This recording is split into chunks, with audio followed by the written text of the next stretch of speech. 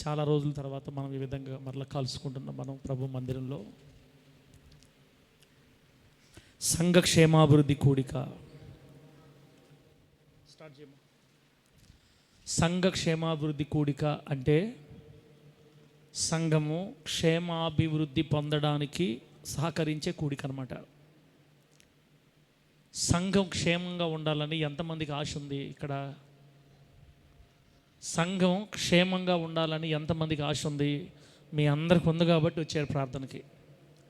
అంటే రాని వాళ్ళకి లేదని కాదు నేను చెప్పేది, వచ్చారు కాబట్టి మీకుంది. రాబోయే రోజుల్లో దేవుడు ఇంకా అనేక మంది నడిపిస్తాడు. ఇది దేవుడు స్థాపించిన సంఘం. ఈ మందిరాన్ని ప్రభు స్థాపించాడు, ఈ పరిచయని. కాబట్టి దేవుడు ఖచ్చితంగా మన సహవాసాన్ని రానున్న రోజుల్లో ఘనంగా స్థిరపరుస్తాడు. ఈ ప్రార్థన కూడా గుంపులుగా రాబోయే రోజుల్లో ప్రభు తీసుకొని వస్తాడు. ఆయన నామానికే మహిమ కలుగును గాక. గట్టిగా చెప్దాం, హల్లెలూయా. బిడ్లరా, ఇది 2వ నెల మనం స్టార్ట్ చేసి, అంతే కదా తమ్ముడా? 2 నెలలే కదా. ఇంతకుముందు హోల్ నైట్ ప్రేయర్ జరిగేది ఇదే తేదీ. ఇప్పుడు బాగుంది, సంతోషంగా దేవుని మాటలేని పాటల ద్వారా ప్రభుని మహింపరిచి వెళ్తున్నాం. ఈ పూట సంఘము క్షేమాభివృద్ధిని అందటానికి దేవుని సన్నిధిలో చిన్న వాక్యాన్ని మనం ధ్యానం చేద్దాం. దేవుని సన్నిధిలో చిన్న వాక్యాన్ని మనం ధ్యానం చేద్దాం. పరిశుద్ధ గ్రంథంలో నుంచి వాక్యం చదువుకుందాం ఒకసారి. పరిశుద్ధ గ్రంథంలో నుండి దేవుని వాక్యాన్ని చదువుకుందాం. అది మొదటి దినవృత్తాంతములు గ్రంథం 14వ అధ్యాయం 6వ వచనం నుండి 11వ వచనం వరకు నేను చదువుతాను, మీరు వినండి. మొదటి దినవృత్తాంతాల గ్రంథం, సురేఖ ఎన్నో గ్రంథం?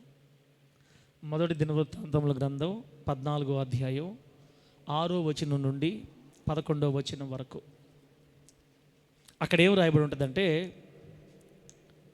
కెరూబుల మధ్య నివాసము చేయు దేవుడైన యెహోవా నామము పెట్టబడిన ఆయన మందసమును యూదాలో నుండి కిరియత్యారీము అనబడిన బాలా నుండి తీసుకుని వచ్చుటకై అతడును ఇశ్రాయేలీయులందరూ అచ్చటికి పోయిరి. వారు దేవుని మందసమును ఒక క్రొత్త బండి మీద ఎక్కించి అబీనాదాబు ఇంట నుండి తీసుకుని వచ్చిరి. ఉజ్జాయును అహియోయును బండిని తోలిరి. దావీదును ఇశ్రాయేలీయులందరూ తమ పూర్ణ శక్తితో దేవుని సన్నిధిని పాటలు పాడుచు సితారాలను, స్వరమండలములను, తంబురలను, తాళములను వాయించుచు బూరలు ఊదుచుండిరి. వారు కీదోను కళ్ళమునద్దుకు వచ్చినప్పుడు ఎడ్లకు కాలు జారినందున మందసమును పట్టుకొనవలెనని ఉజ్జా చేయి చాపగా యెహోవా కోపము అతని మీద రగులుకొనెను. అతడు తన చేయి మందసమునద్దుకు చాపగా ఆయన అతని మొత్తెను గనుక అతడు అక్కడనే దేవుని సన్నిధిని చనిపోయెను. యెహోవా ఉజ్జాను వినాశము చేయుట చూచి దావీదు వ్యాకులపడెను. అందుచేత ఆ స్థలమునకు నేటి వరకు పెరేజ్ ఉజ్జా అని పేరు.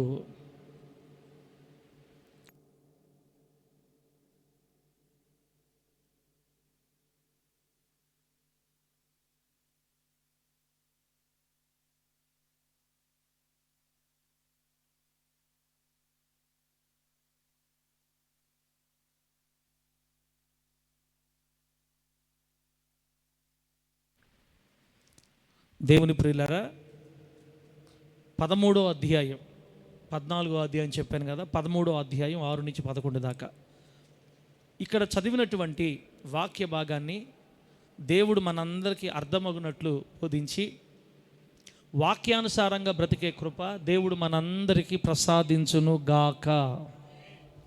ఇది సంఘ క్షేమాభివృద్ధి కూడిక. సంఘం అంటే ఎవరు చెప్పండి? సంఘం అంటే ఏంటి? ఈ మందిరమా సంఘం అంటే? ఈ షెడ్డా? సంఘము అంటే క్రీస్తు శరీరం అని అర్థం. సంఘము అంటే క్రీస్తు శరీరం. సంఘము అంటే క్రీస్తు శరీరం. క్రీస్తు శరీరం అంటే ఎవరు? నువ్వు నేనే. మనలనే సంఘం అంటారు. యేసయ్య మన కొరకే ప్రాణం పెట్టింది. షార్ప్ తగ్గి, కొంచెం తగ్గి తమ్ముడా, షార్ప్ తగ్గి లైట్గా. యేసయ్య మన కొరకు ప్రాణం పెట్టి మనల్ని ఆయన రక్షించుకున్నాడు. సంఘం అంటే నువ్వు నేను.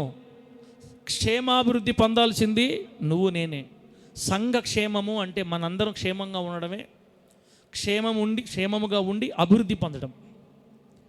సంఘము క్షేమముగా ఉండి అభివృద్ధి పొందడం. కాబట్టి మనందరం క్షేమంగా ఉండాలి. అభివృద్ధి చెందితే సంఘం అభివృద్ధి చెందినట్టు. అందుకే ఈ ప్రార్థన. ఇప్పుడు మీకు ఈ పూట దేవుడు మన అభివృద్ధి కొరకు ఏం మాటలు నేర్పిస్తాడో చదవబడిన సందర్భంలో నుంచి మీకు నేను చెప్తాను. ఇక్కడ రాయబడింది సరిగ్గా ఏ సందర్భం అంటే, మహారాజైన దేవుని చేత పిలవబడి గొర్రెల దొడ్డిలో నుండి తీయబడి ఇజ్రాయేలు సింహాసనం మీద రాజుగా అభిషేకించబడిన, దేవుని చేత రాజుగా చేయబడిన దావీదు గారి కాలంలో జరిగిన సంగతిని మనం ఇప్పుడు ఇక్కడ చదివాం. రాజుగారు దేవుని దైవజనుడు. దావీదు గారి కాలంలో జరిగిన సంగతి ఇది. సందర్భాన్ని మీకు అర్థమయ్యేట్టు చెప్తా.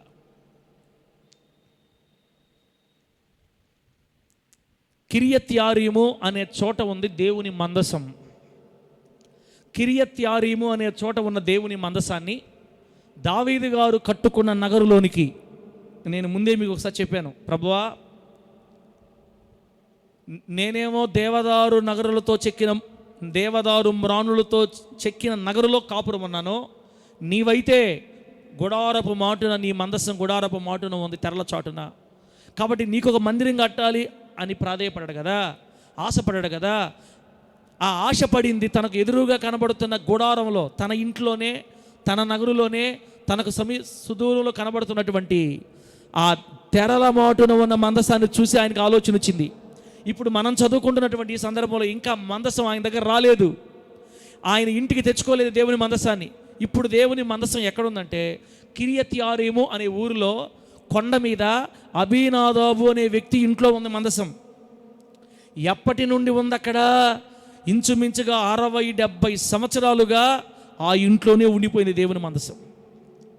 సౌలు రాజు కూడా దాని గురించి పట్టించుకోలేదు. ఇప్పుడు మొత్తం మీద దావీదు గారికి ఆశ కలిగింది. బిడ్డలారా,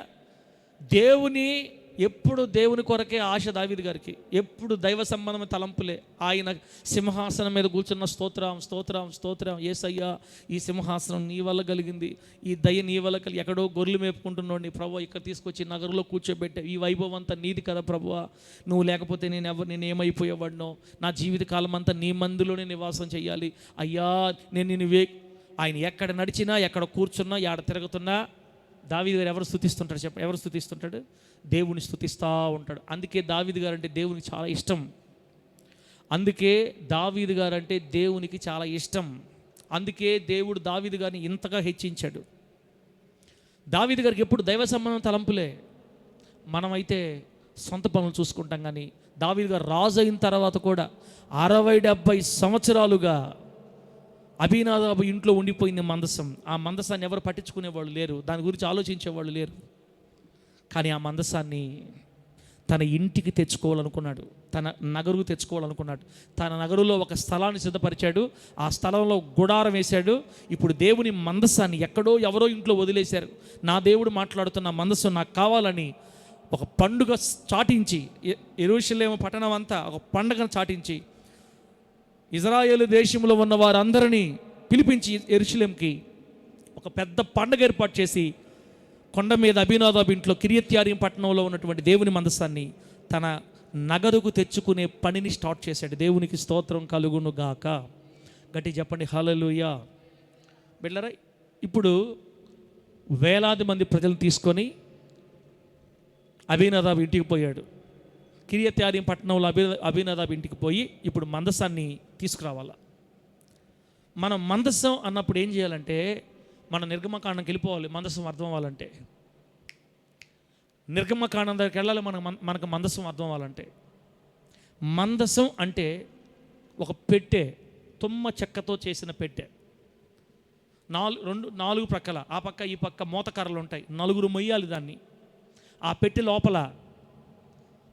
లోపల ఏముంటాయంటే ఆజ్ఞల పలకలు ఒకటి, రెండోది చిగురించిన అహరోను కర్ర, మూడోది మన్నాతో నిండిన బంగారు పాత్ర. ఈ 3 వస్తువులు మందసంలో ఉంటాయి. ఆజ్ఞల పలకలు అంటే దేవుని వాక్యం. దేవుని వాక్యం అంటే యేసుక్రీస్తు, మన ప్రభు అయిన యేసయ్య. చిగురించిన అహరోను కర్ర అంటే ఒక కర్రలో జీవం వచ్చి ఆకులు పూసి పండ్లు కాసిందన్నమాట. జీవం అంటే ఇజ్రాయేలీయులకి యాజకుడు ఎవరో, అహరోను ఒక్కడే యాజకుడు అని తెలియజేయడానికి దేవుడు ఒక కర్రలో నుండి పండ్లుని పువ్వులు తీసుకొని వచ్చాడు. అద్భుతం. ఆ చిగురించిన అహరోను కర్రలో జీవం ఉంది. ఇదిగో నేను లోకానికి జీవాన్ని వెలుగునని చెప్పాడు యేసయ్య. ఆయన జీవం కూడా యేసయ్యే. చిగురించిన అహరోను కర్ర కూడా మన దేవునికి సాదృశ్యం. మన్నా పరలోకం నుండి పంపబడిన ఆహారం, జీవాహారము నేనే అన్నాడు యేసయ్య. నన్ను తినువాడు నిరంతరం జీవిస్తాడని. ఒక మాట చెప్పాలంటే మందసము అంటే దేవుడు, మందసము అంటే దేవుని సన్నిధి. 40 సంవత్సరాలు ఇజ్రాయేలీలు అరణ్య యాత్రలో ప్రత్యక్ష గుడారంలో ఈ మందసాన్ని పెట్టారు. ప్రత్యక్ష గుడారం 3 భాగాలుగా ఉంటుంది. బిడ్డలారా, దావీదు గారు కొండ మీద ఉన్న అబీనాదాబు ఇంట్లో నుండి తన నగరుకి మందసాన్ని తీసుకెళ్దామని ప్రజలందరినీ తండోపతండాలుగా పండుగలాగా వేడుక చేసుకుంటూ వచ్చాడు. ఇప్పుడు ఇంకా అక్కడి నుంచి బయలుదేరలేదు.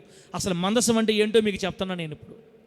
మందసం అంటే సీనాయి పర్వతం మీద దేవాతి దేవుడు, నేను మీ మధ్య కాపురం ఉండినట్లుగా నాకు ఒక నివాస మందిరం కట్టండి, నాకు ఒక మందిరం కట్టండి అని దేవుడు మోషేని అడిగితే ప్రత్యక్ష గుడారాన్ని కట్టారు దేవుడు కోరినట్లుగా.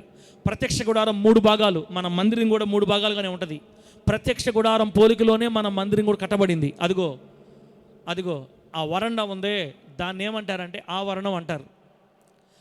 ఆ ఆవరణంలో నుండి మందిరంలోకి అడుగుపెట్టిన తర్వాత ఇదిగో ఈ బలిపీఠం దాకా ఇదంతా మీరు కూర్చున్న స్థలాన్ని ఏమంటారంటే పరిశుద్ధ స్థలం అంటారు. ఈ బలిపీఠం ఉండే స్థలాన్ని ఏమంటారంటే హోలీ ఆఫ్ హోలీ, అతి పరిశుద్ధ స్థలం. ఆవరణం, పరిశుద్ధ స్థలం, అతి పరిశుద్ధ స్థలం. ఇంకెందుకంటే మీకు చెప్తే అర్థం కాదు.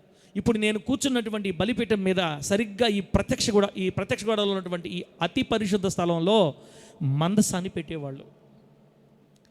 దేవుని మందసం ఇక్కడ ఉండేది. ఇజ్రాయేలీలు 11 గోత్రాల వాళ్ళు ఆవరణలో ఆగిపోవాలా, అక్కడి నుంచి లోపలికి వస్తే చచ్చిపోతారు వాళ్ళు.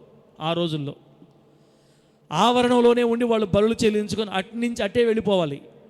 ఇదిగో ఈ పరిశుద్ధ స్థలంలోనికి అడుగు పెట్టాలంటే లేవీయులు మాత్రమే అయి ఉండాలి. లేవీయులకు మాత్రమే మందిరం లోపలికి అడుగుపెట్టే ప్రవేశం. పాత నిబంధన మోషే గారి కాలంలో. లేవీయులు అంటే ఎవరంటే ఇజ్రాయేలీలు 12 గోత్రాలలో ఒక గోత్రం. ప్రియులరా, అరణ్య యాత్ర చేస్తున్నప్పుడు దేవుడు తన మందిరాన్ని కట్టమని సెలవిచ్చినప్పుడు ఆయన మందిరం ఇక్కడ నుండి విప్పి ఇంకో దగ్గరికి వెళ్ళేటప్పుడు మళ్ళీ సర్దుకొని అన్ని వస్తువులు మోసుకొని వెళ్ళాలి. మరలా ఇంకో దగ్గరికి వెళ్ళి ఆగిన తర్వాత అక్కడ మరలా దేవుని మందిరాన్ని వెయ్యాలి.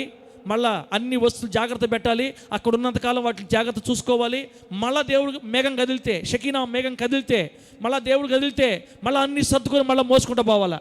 ఇలా దేవుని మందిర ఉపకరణాలను మోసి వాటిని కాపాడే బాధ్యత, ఆయన మందిరములో సేవ చేసే బాధ్యత 11 గోత్రాలను పక్కన పెట్టి ఒక్క లేవి గోత్రానికే దేవుడు ఆ కృపనిచ్చి వారిని తన సేవకులుగా ఎంచుకున్నాడు. దేవునికి స్తోత్రం కలుగును గాక. చెప్పండి గట్టిగా హల్లెలూయా. 11 గోత్రాల వాళ్ళకి ఆ భాగ్యం లేదు, లేవి గోత్రికులకే దేవుడు ఆ భాగ్యం ఇచ్చాడు. వాళ్ళే మందిరం లోపలికి అడుగు పెట్టాలి. ఇక్కడ పరిచర్య అంతా వాళ్ళే చేయాలి. ప్రధాన యాజకుడైన అహరోను సంవత్సరానికి ఒక్కమారే అదిగో ఆ పరిశుద్ధ స్థలంలో నుండి అతి పరిశుద్ధ స్థలంలోనికి ఒక్కసారి అడుగు పెట్టాల.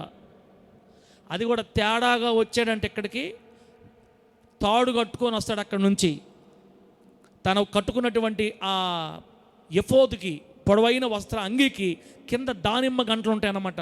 గంటలు కలగలగలగల మోగుతూ ఉంటాయి. ఈ గంటలు మోగుతూ ఉన్నాయంటే అతను బతుకున్నాడని గుర్తు. ఆ గంటలు మోగడం ఆగిపోయిందంటే దేవుడు అతనిలో పాపం చూసి ఆ పాపం వల్ల అతను చంపేశాడని గుర్తు. గంటలు మోగకపోతే తాడుతో లాగేవాళ్ళు.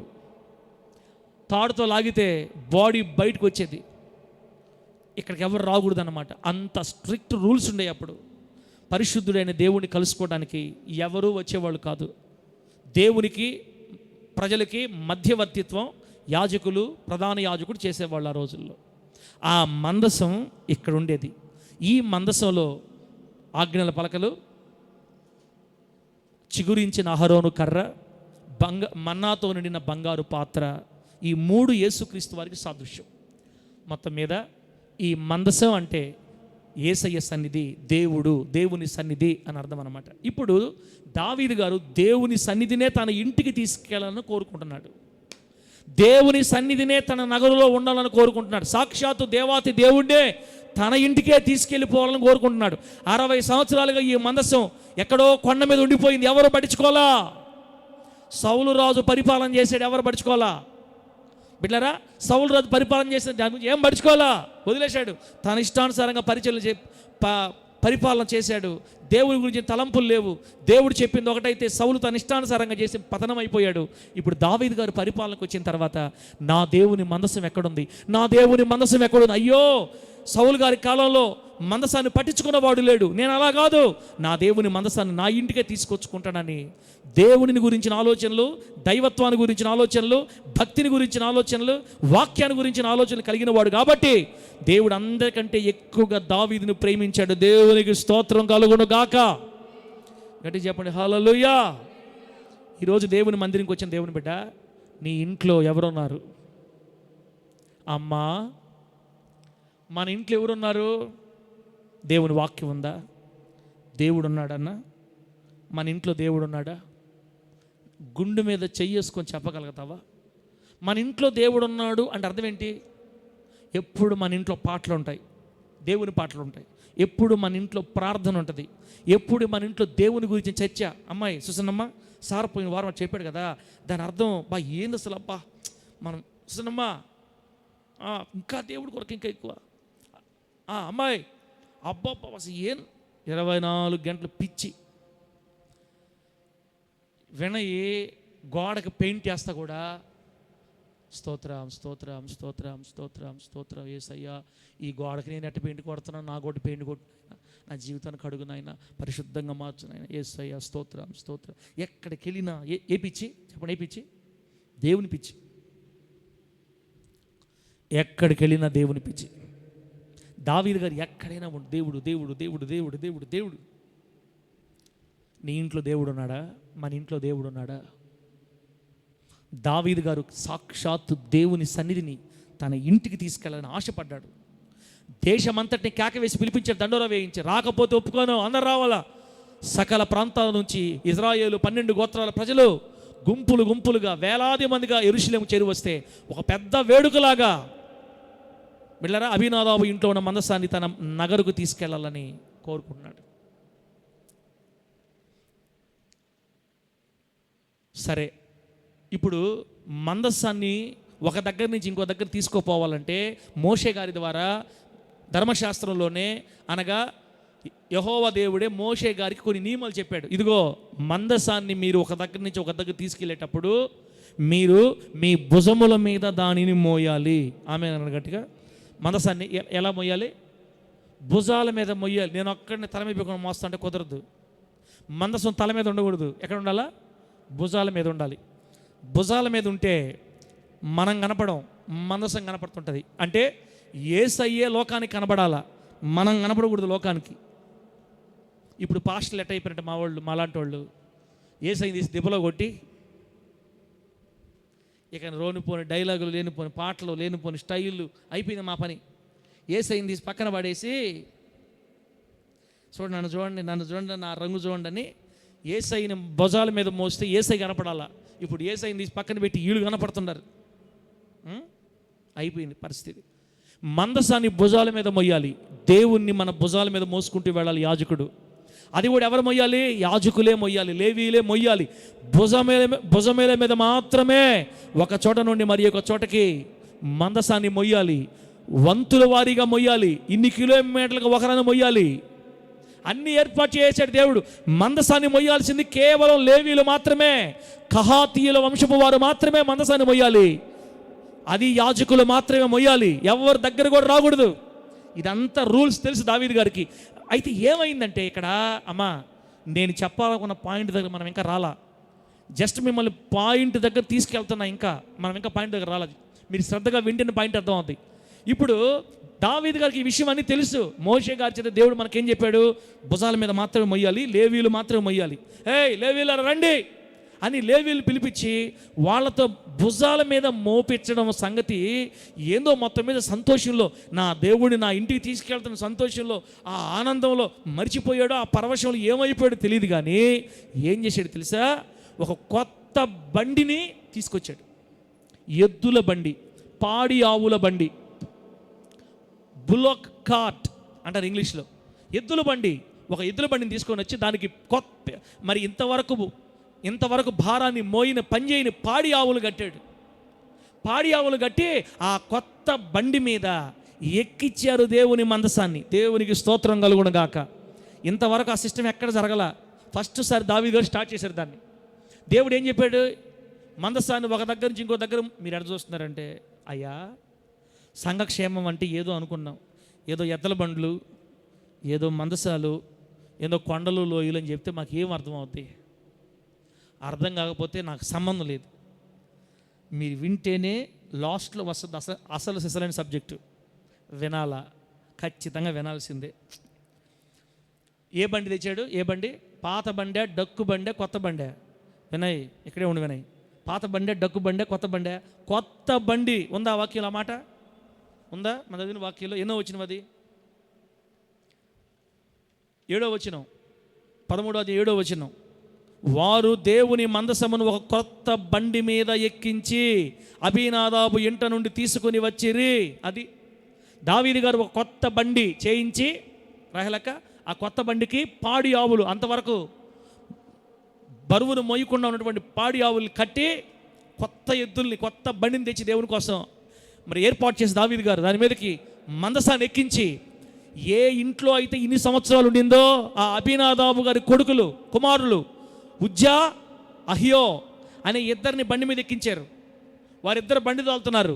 మిగతా వేలాది మంది ప్రజలు డ్రమ్ములు కొడతా, ఆనంద ఉత్సాహాలతో పాటలు పాడుకుంటూ ఉత్సాహంగా బండి సాగుతూ ఉండగా దహన బలులు చేస్తా, పండగ వాతావరణం, డ్రమ్ములు, సితారాలు, తంబురలు, వాయిద్యాలతో. అందుకే అది జరుగుతున్నప్పుడు దావీదు గారు తను మైమరిచిపోయి డ్యాన్స్ చేశాడంట. తను మైమరిచిపోయి నాట్యం ఆడుతున్నాడు.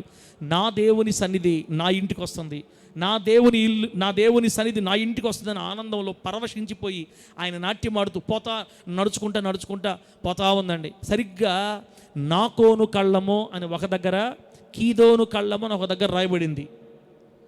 బిళ్ళరా, నాకోను కళ్ళం అనేది ఒక స్పాట్ అనుకుందాం, ఒక ప్రదేశం అనుకుందాం.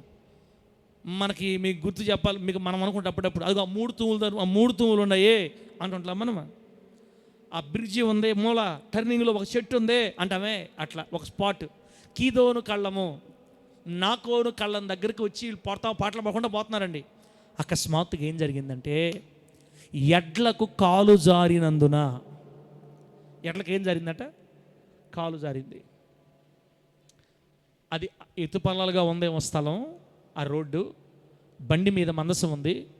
బండిని ఇద్దరు లేవీలు, యాజకులే, అబీనాదాబు కుమారు లేవీలు యాజకులే బండి తోలుతున్నారు. ఎడ్లకు కాలు జారింది. ఎద్దు కాలు జారినప్పుడు బండి ఒక సైడ్ పైకి లేచింది. బండిలో ఉన్న మందసం పక్కకు ఒరిగిపోయి పడిపోబోతున్నట్టుగా ఉంది. వెంటనే బండి మీద ఉన్నటువంటి ఆ ఇద్దరిలో ఒకడు ఉజ్జా అనే వ్యక్తి, అయ్యో దేవుని మందసం పడిపోబోతుంది అని చెయ్యి చాచి ఇంకా మందసాన్ని తగల్లా, చెయ్యి చాచాడు, తగలబోతున్నాడు అంతే. అక్కడ రాయబడిన మాట, అతడు మందసము వద్దకు తన చేయి చాపగా వెంటనే యెహోవా అతడిని మొత్తెను గనుక అతడు అక్కడనే చనిపోయెను అంది. ఇప్పుడు మాకు ప్రశ్న, ఉజ్జా అనే వ్యక్తి చేసింది తప్ప రైటా? ఎట్లా కాలు జారింది, మందసం పడిపోబోతుంది, అయ్యో దేవుని సంది పడిపోబోతుందని చేయి చాశాడు. దేవుడే, నన్నెందుకు తాకేవరా అని వెంటనే కోపంతో అక్కడికక్కడికే మొత్తితే ఆ వ్యక్తి అక్కడికక్కడికే ప్రాణం విడిచి చనిపోయాడు. మనందరికీ ఏమనిపిస్తుంది అంటే, ఏమయ్యా దేవుడికి మనసు ఉండాలి కదా, మరి ఇంత క్రూరమా? మందసం పడిపోకుండా కాపాడడానికి చేతులు చాచితే చంపేసాడేంటి దేవుడు? బిడ్డలారా, ఏం జరిగింది? దేవుని మందసం అంటే ఏంటన్నా? సాక్షాత్తు దేవుడే.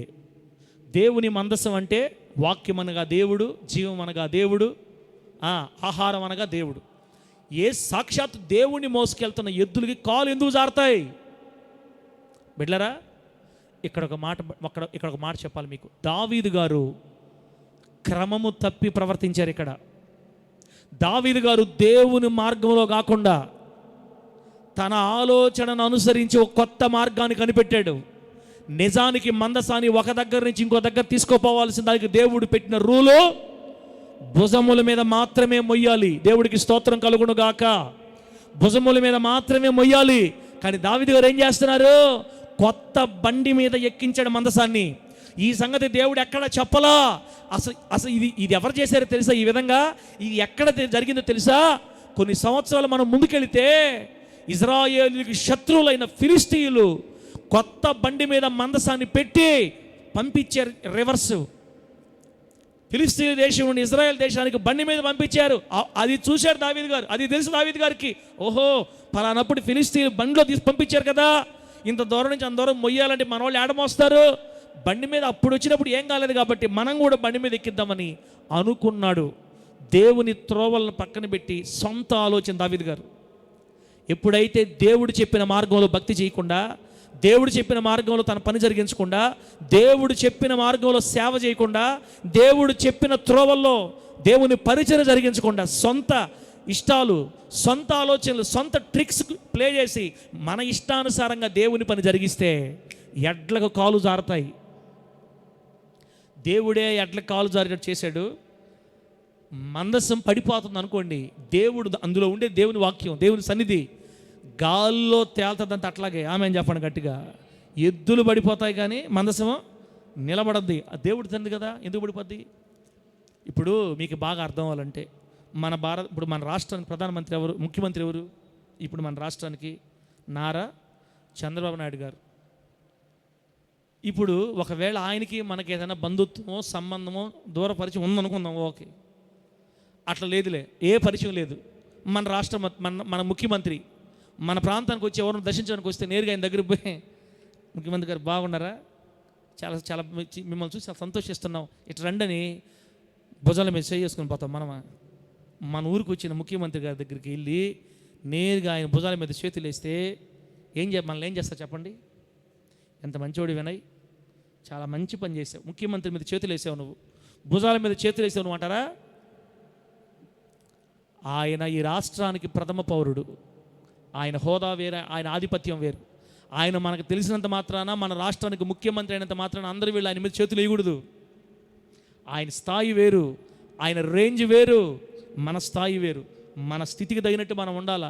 ఆయన మీద చేతులు వేసి ఆయన కాలు పడుకొని లాగి ఆయన ముద్దు పెట్టుకొని చేసామంటే ఎత్తుకుపోయి 4 కుమ్ములు గుమ్మేస్తాను నాకు జైల్లో. సేమ్ అలాగే దేవుడు నావాడే, దేవుడు నేను దేవుని చెందినవాడని పరిశుద్ధుడైన దేవుని మందసం దగ్గరికి చేయబెట్టి అసలు బండి మీద పెట్టడమే తప్పు. ఆ కొత్త బండ్లు, ఈ సిస్టమ్ అంతా ఎవరు చెప్పారు మీకు? దేవుడికి నచ్చలేదు. దావీదు గారు చేసిన సిస్టమ్ దేవుడికి నచ్చల. వెంటనే ఒక యాజకుడిని మొత్తాడు. దావీదు గారు చేసిన పొరపాటుకి ఒక దైవజనుడు చనిపోయాడు, ఒక యాజకుడు చనిపోయాడు. ఎందుకు చనిపోయాడు చెప్పమంటారా? యాజకులు చెప్పాలి దావీదు గారికి, దావీదు రాజా, మనకు దేవుడు చెప్పిన సిస్టమ్ ఏంటంటే బండ్ల మీద మందసాలు ఎక్కించకూడదు. మందసాన్ని ఏం చేయాలి? భుజాల మీద మొయ్యాలి. భుజముల మీద మొయ్యమని దేవుడు చెప్పాడు. ఇది పద్ధతి కాదు అని చెప్పాలి రాజుగారికి.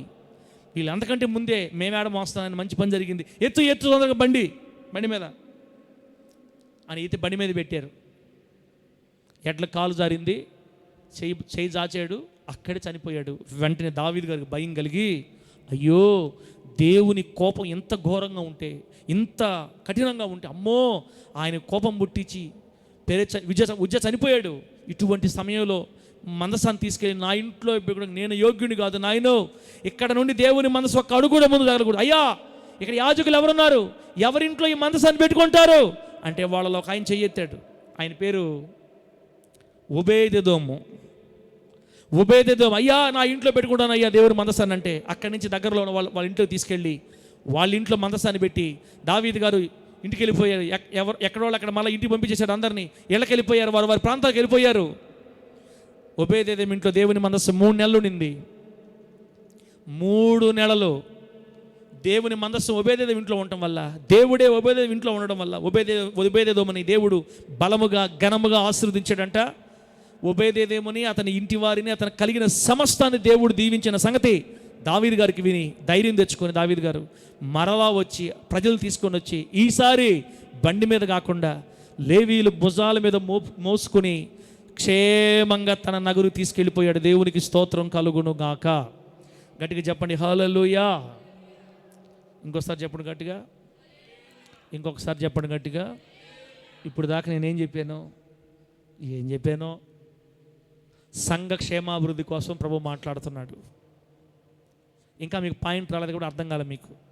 ఇప్పటిదాకా మనము దావీదు గారు 60 సంవత్సరాలుగా అబీనాదాబు అనే వ్యక్తి ఇంట్లో ఉండిపోయి ఎవరి చేత పట్టించుకోకుండా అలా ప్రక్కన ఉండిపోయిన దేవుని మందసాన్ని దావీదు రాజు సంతోషంగా తన నగరుకు తీసుకుని వెళ్ళే క్రమంలో జరిగిన ఒక పొరపాటు, కొత్త బండి మీద ఎక్కించిన కారణంగా ఒక యాజకుడు చనిపోతే 3 నెలలు ఒక ఒబేదేదోము ఇంట్లో పెట్టి ఏం ఇబ్బంది లేదని తెలుసుకొని మళ్ళీ అక్కడి నుంచి తన నగరు తీసుకెళ్ళి పెట్టుకున్నాడు. ఇది సంగతి. అయితే ఇక్కడ మనం గమనించాల్సింది ఏంటంటే, ఒక వ్యక్తి ప్రాణం తీసింది దావీదు గారు చేసిన అపరాధం. దావీదు గారు చేసిన అపరాధం ఏంటి? కొత్త బండి మీద దేవుని మందసాన్ని ఎక్కించటం. అది దేవుని క్రమం కాదు. దేవుడు చెప్పిన క్రమంలోనే దేవుని పని చేయాలా. మన సొంత క్రమాలలో దేవుని పని చేయకూడదు. మనకిష్టం వచ్చినట్టు దేవుని పనులు చేయకూడదు. దేవుడు చెప్పినట్టే మన పనులు చేయాలి, దేవుని పని చేయాలి. అయితే ఈ కొత్త బండి ఎవరు చేశారు ఫస్ట్ అని చెప్తే మీకు చెప్పే ఫిలిస్తీన్లని ఒక్కసారి దాన్ని చెప్పేసి ఇప్పుడు నేను మీకు పాయింట్లోకి వస్తా. ఒకసారి అడగబోదాం. దేవుని మందసాన్ని గురించి మీకు వివరంగా చెప్పాలంటే టక చెప్తాను బిడ్డలారా, టక చెప్తాను, మీరు గుర్తుపెట్టుకోండి. మందసాన్ని గురించిన వివరణలోకి వెళ్ళాలి. ఫస్ట్ మందసాన్ని గురించిన వివరణలోకి వెళితే బిడ్డలారా, అరణ్య యాత్రలో మోషే గారి ద్వారా దేవుడు చేయించాడు కదా. 40 సంవత్సరాలు అరణ్య యాత్రలో వారు ప్రత్యక్ష గుడారాన్ని విప్పతా తీస్తా మోసుకొని వెళతా మరలా చేస్తా లేవి గోత్రపు వారే ఈ పరిచర్య అంతా జరిగించారు. యెహోషువ గారి ద్వారా దేవుడు కానాను దేశం అంతటినీ ఇశ్రాయేలీయులకు పంచాడు. ప్రభువుకి మహిమ కలుగును గాక. మోషే గారి ద్వారా అరణ్య యాత్ర, యెహోషువ గారి ద్వారా కానాను దేశాన్ని అందరికీ పంచేశాడు దేవుడు. ఎవరికి వచ్చిన ప్రాంతాల్లో వాళ్ళు స్థిరపడిపోయారు, ఇల్లు కట్టుకున్నారు, ఆల్రెడీ కట్టిన ఇళ్లలో సెటిల్ అయిపోయారు, ఇప్పుడు హ్యాపీగా ఉన్నారు. అదే పనిగా అరణ్య యాత్రలో తమతో వచ్చిన దేవుని మందసానికి ఒక మందిరాన్ని కట్టారు షిలోహు అనే ప్రాంతంలో. అరణ్య యాత్ర ముగించబడిన తర్వాత ఇజ్రాయేలు కనాను దేశంలో దేవుని కొరకు ఒక మందిరాన్ని, చిన్న గుడారంలాగా మందిరాన్ని కట్టారు. ఆ మందిరాన్ని షిలోహు అనే ప్రాంతంలో కట్టారు. ఆ షిలోహు మందిరంలో ఈ మందసాన్ని ఉంచారు. దేవునికి స్తోత్రం కలుగును గాక. ఈ షిలోహు మందిరంలో పాస్టర్గా పనిచేస్తున్నది మొదటి పాస్టర్ ఏలీ. ఆయన తర్వాత ఆయన 2 కొడుకులు హోఫ్నీ, ఫినెహాస్ అనే 2 యాజకులు ఇప్పుడు పాస్టర్లుగా పనిచేస్తున్నారు. ప్రియులారా, ఆ కాలంలో ఇజ్రాయేలీయులకి ఫిలిస్తీన్లకు యుద్ధం సంభవించింది. మీకు నేను మందసం ఎక్కడ కొత్త బండి మీద ఎక్కించారని చెప్పేదాన్ని చెప్తున్నా టక 40 సంవత్సరాల అరణ్య యాత్రలో ఇజ్రాయేల్తో వచ్చింది మందసం. కానాను దేశం చేరుకున్న తర్వాత షిలోహులో మందిరం కట్టి షిలోహు మందిరంలో పెట్టారు. ఇప్పుడు కొంతకాలానికి ఫిలిస్తీన్లతో యుద్ధం జరిగింది. ఈ యుద్ధంలోకి ఇజ్రాయేలీయులు ఓడిపోబోతుంటే వాళ్ళు ఏమనుకున్నారు తెలిస్తే, ఇట్లా కాదురా, దేవుని మందసాన్ని మన మధ్యలోకి తెచ్చుకున్నామంటే మనకు ఖచ్చితంగా జయం కలుగుతుందని నమ్మి షిలోహు మందిరంలో ఉన్నటువంటి మందసంతో పాటు 2 యాజకులు రమ్మని చెప్తే హోఫ్నీ, ఫినెహాసులు మందసానికి ఈ పక్క ఆ పక్క నడిచినప్పుడు యుద్ధములోనికి తీసుకుని వచ్చారు దేవుని మందసాన్ని. ఫిలిస్తీన్లు భయపడిపోయారు. అరే, దేవుని మందసం వచ్చేసింది, ఖచ్చితంగా మనం ఓడిపోతాం, ఎట్లాగో ఓడిపోతాం కాబట్టి మనం ఓడిపోయే కాడికి శక్తికి మన ప్రాణాలు పోవునంతగా పోరాడదాం, మ్యాక్సిమం గెలవము, దేవుడితో ఖచ్చితంగా ఓడిపోతాం, ఒకవేళ పొరపాటును మనం కలిసి వస్తే గెలుస్తాం కాబట్టి ప్రాణాలకు ఒడ్డి పోరాడండి అని ఒకరొకరు మాట్లాడుకొని ఈ మందసాన్ని చూసి ఇజ్రాయేల్ ఓని కేకలు వేస్తూ ఉంటే ఎన్ని కేకలు వేసినా మొత్తం లాస్ట్కి ఫైనల్గా ఇజ్రాయేల్ అందరూ ఓడిపోయారు. మందసం వాళ్ళ మధ్యలోకి వచ్చినా కానీ దేవుడు వాళ్ళకి జయం ఇవ్వలేదు. ఇజ్రాయేల్ అందరూ చనిపోయారు. ఏలీ గారి ఇద్దరు కుమారులు హోప్ని ఫినెహాస్ అని యాజకులు ఇద్దరు చంపబడ్డారు. కేవలం ఆ యుద్ధంలో ఓడిపోవడానికి ప్రధాన కారణం ఈ ఇద్దరు యాజకులు చేసిన భయంకరమైన ఘోరమైన అపవిత్రమైన కార్యాలు. ఇజ్రాయెల్ యుద్ధంలో ఓడిపోయి అనేక మంది చనిపోయారు. ఈ ఇద్దరు యాజకులను చంపేశారు. మందసాన్ని పట్టుకున్నారు ఫిలిస్తీయులు. మందసాన్ని పట్టుకొని తమ ప్రాంతానికి తీసుకెళ్ళిపోయారు. మందసంతో పాటు వద్దాం మనం. ఇప్పుడు మందసంతో పాటు రావాలి. మందసం అంటే దేవుని సన్నిధి, మందసం అంటే దేవుని పరిచర్య, మందసం అంటే దేవాతి దేవుడే. ఇప్పుడు చెప్పండి, ఇజ్రాయేలుని జయించిన ఫిలిస్తీయులు తమతో పాటు మందసాన్ని ఎక్కడ తీసుకెళ్ళిపోయారు? అష్డోదు అనే ఊరికి తీసుకెళ్లారు. అష్డోద్ అనేది ఫిలిస్తీయుల ప్రాంతం. మొదట ఇజ్రాయేలీలో నుండి యుద్ధం జరిగింది. ఎబెనేజర్ అనే ఊరు, షిలోహు దేవుని మందిరంలో ఉన్న మందసం ఎబెనేజర్ అనే స్థలానికి యుద్ధానికి వచ్చింది, యుద్ధంలోకి వచ్చింది. అందరూ ఓడిపోయారు. ఫిలిస్తీయులు ఎబెనేజర్ నుండి అష్డోదుకు తీసుకెళ్లారు. యుద్ధంలో అందరూ ఓడిపోయారు. అష్డోదుకు తీసుకెళ్ళి ఆ అష్డోద్ అనే ప్రాంతంలో దాగోను దేవత గుడిలో పెట్టారంట. బాగానండి, ఇక్కడ బాగానండి ఈ మాట. దేవుని మందసాన్ని తీసుకెళ్ళి ఎక్కడ పెట్టారు తమ్ముడా? దాగోను దేవత గుడిలో పెట్టారు. ఎక్కడ చూస్తున్నారంటే, యేసు రక్తమే జయం ప్రభువా, ఓపిక నేనైనా ఓర్పు నేను తండ్రి. ఎఫ్సి పక్క ఎక్కడ పెట్టారు? ఎక్కడ పెట్టారు చెప్పు. అడగబాకు సార్, మమ్మల్ని ప్రశ్నలు అడగబాకు, నువ్వే చెప్పుకో. దాగోను దేవత గుడిలో పెట్టారు దేవుని మందసాన్ని. విగ్రహ దేవత ఆలయంలో పెట్టారండి. బాగా చదవండి మీరు. సమూయేలు మొదటి గ్రంథం 3-4 అధ్యాయాల్లో ఉంటాయి ఈ విషయాలన్నీ. అబ్బా, ఆ దేవత గుడిలో పెట్టి తలుపు వేసుకొని మరలా ఉదయం వచ్చి తలుపు తీస్తే దేవత గుడుల్లో విగ్రహాలయాల్లో పెద్ద విగ్రహాలు ఉంటాయి కదా. ఈ దాగోను దేవత విగ్రహం ఉంది, ఎత్తైన విగ్రహం ఉంది. దానికి ఎదురుగా మందసం పెట్టారు. ఉదయాన్ని వచ్చి తలుపు తీయగానే ఏం జరిగింది తెలుసా? ఆ పెద్ద విగ్రహం బోర్ల పడుంది నేల మీద. చప్పట్లు కొట్టి గట్టిగా వేసాక ఒకసారి అందరూ కలిసి కొట్టు. దేవుని నామానికి మహిమ కలుగును గాక. హల్లెలూయా. ఏం జరిగింది రాత్రి? అయ్యా, నువ్వు ఇక్కడికి వచ్చావా? సృష్టికర్త, నువ్వు మా ముందుకు వస్తే మేము నిలబడగలుగుతామా? బాబు, నా తండ్రి, అయ్యా, మీ ప్రజల్ని నీ రూపంలో పుట్టిన నీ ప్రజలందరినీ విగ్రహాలకు మారిపోయి మేము మార్గం తప్పించేసి, అయ్యా వీళ్ళందరినీ విగ్రహాలుగా మార్చేసాను. అయ్యా నువ్వు మా ముందుకు మన బోర్లా పడింది బొమ్మ. ఈ విగ్రహము బోర్లా ఎట్టబడింది. ఎవరు పడేశారంటే అదే పడిపోయింది. మీరు బాగా గుర్తుపట్టాలా బిడ్డలారా? దేవతలు అనబడినవి ఎందరో ఉన్నను, దేవతలు అనబడిన వారు ఎందరో ఉన్నను, దేవుడు ఒక్కడే. దేవతలు అనబడిన వారు ఎందరో ఉన్నను, దేవుడు ఒక్కడే. ఆ దేవాతి దేవుని మందసం సన్నిధి ఆ దేవాలకు రాగానే గడగడ వణిగిపోయింది ఆ విగ్రహంలో ఉన్న శక్తి. దేవకు బోర్లా పడింది. వాళ్ళు వచ్చి రే రే రే అమ్మో, మన దేవత కింద పడిపోయింది, ఎత్తి నిలబెట్టి ఏదో పూజలు చేసుకొని మళ్ళీ సాయంత్రం మళ్ళీ తలిపేశారు, తాళం వేసుకొని మళ్ళీ పోయారు. మందసం అక్కడే ఉంది. మళ్ళా పొద్దున వచ్చి తలుపు తీస్తే ఏం జరిగింది తెలుసా? ఇక్కడి నుంచి మొండిమే ఉంది ఆ విగ్రహానికి. ఆ విగ్రహం మొండి కూడా నిలబడి లేదు. నిన్నెట్టయితే బోర్ల పడిందో అట్టే బోర్ల పడింది.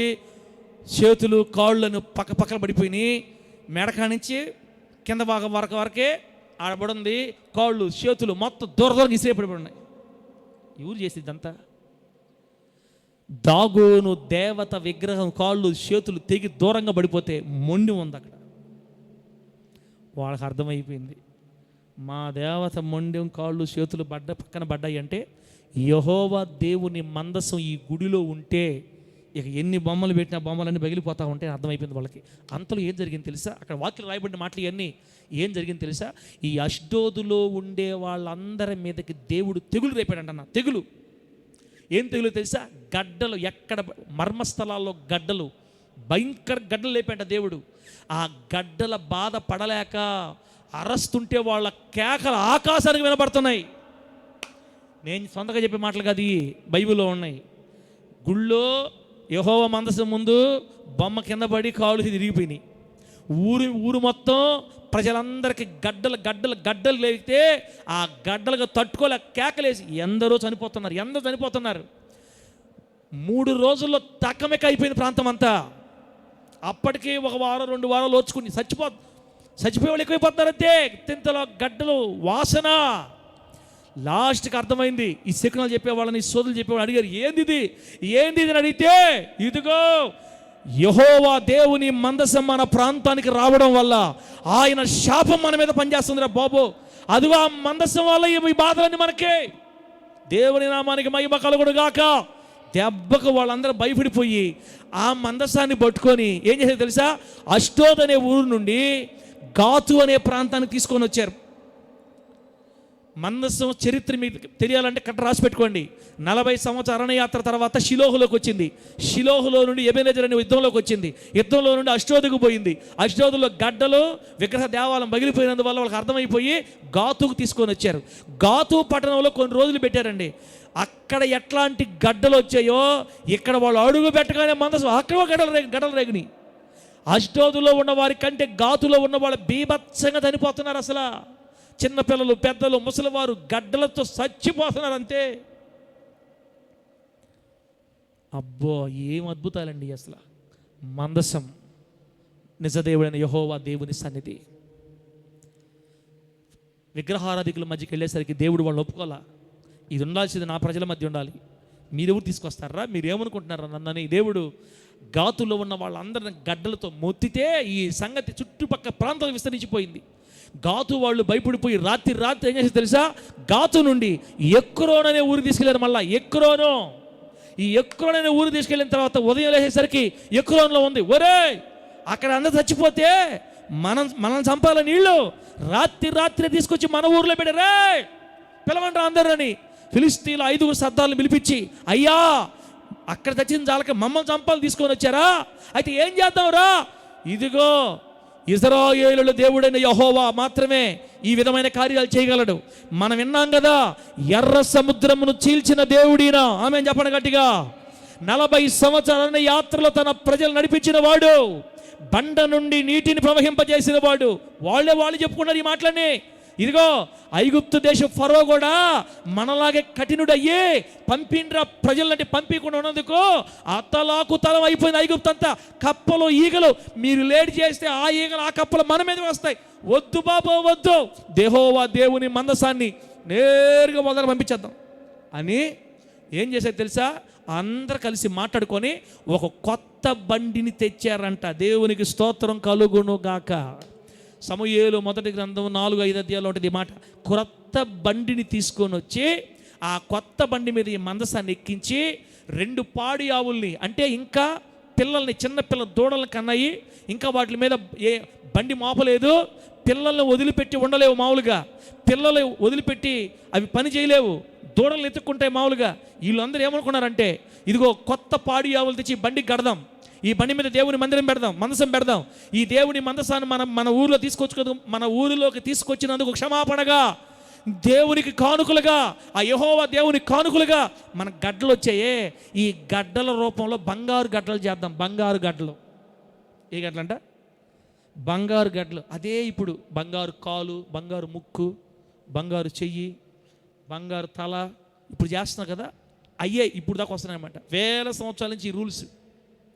గడ్డల రూపంలో దేవుడు వారిని బాధించినందుకు బంగారు గడ్డలు చేయించారు. మొత్తం బిడ్డలు 5 సర్దార్లు అయితే 5 పెద్ద పెద్ద బంగారు గడ్డలు చేయించి ఆ బహుమతులన్నీ ఒక చిన్న పెట్టిలో పెట్టి మందసం పక్కన ఆ పెట్టి, అయ్యా తప్పు చేశాను ఆయన, ఇంకెప్పుడు నిన్ను తాకను కూడా తాకమని ఏం చేశారంటే, ఆ ఎక్రోన్ అనే ఊరిలో కొత్త బండి మీద మందసాన్ని పెట్టి, మందసం మీద చిన్న పెట్టెలు, బంగారు గడ్డలు పెట్టి, అయ్యా యెహోవా నీవే గనక మా మీదకి ఈ వ్యాధులు రప్పించినుంటే, ఇదిగో ఈ పాడే ఆవులు, ఈ పాడే దూడలు, ఈ పాడే ఎద్దులు, ఈ పాడే ఆవులు తమ పిల్లల కొరకు చూడకుండా నేరుగా ఇజ్రాయెల్ దేశం వెంబడి వెళ్ళిపోవాలా. వెనక్కి తిరిగి చూడకుండా నేరుగా ఇజ్రాయెల్ దేశంలోకి వెళ్ళిపోతే నీవే మాకు ఈ గడ్డలు కలిగించావని మేము నమ్మతాం. ఒకవేళ కనుక ఇవి కానీ పోకుండా మళ్ళీ వెనక్కి దిక్కుని వచ్చినాయా, మా వల్లనే మా మా అదృష్టవశం చేతన జరిగినాయి, కానీ నీ వల్ల కాదని మేము ఒప్పుకుంటాం నాయన అని వాళ్ళు మనసులో అందరూ మాట్లాడుకొని ఆ ఎద్దుల్ని ఆ బంగారు పెట్టెలు దాని మీద పెట్టి ఆ బండిని వదిలేరండి మెయిన్ రోడ్లో. అక్కడ వాక్యం రాయబడింది, అవి రాజ్య మార్గమున బడి పోవచ్చు, అరచుచు బెత్షెమెషు మార్గమున చక్కగా సాగిపోయినాయి అంట. దేవునికి స్తోత్రం కలుగును గాక. అవి వెళతా ఉంటే ఫిలిస్తీన్ల సర్దారులు పెట్టారా, ఫిలిస్తీన్ల సర్దారులు వాటి వెనక కొంత దూరం పోయారు. ఎక్కడ దాకా పోయారు తెలుసా? అవి నేరుగా ఫిలిస్తీన్ల దేశ సరిహద్దు దాటి ఇజ్రాయేలు దేశంలోనికి వెళ్ళిపోయాయి. దేవుడికి స్తోత్రం కలుగును గాక. అంటే దాని అర్థం ఏంది? ఇప్పుడు వాళ్ళు గడ్డలు పెట్టింది ఎవరు? వాళ్ళు అనుకున్నట్లుగా యెహోవా దేవుడు వారిని మొత్తాడు. అది పరిశుద్ధ దేవుని సన్నిధి. అది ఇశ్రాయేలు ప్రజల మధ్య ఉండాలి, శత్రువుల మధ్య, విగ్రహాల మధ్య ఉండకూడదు.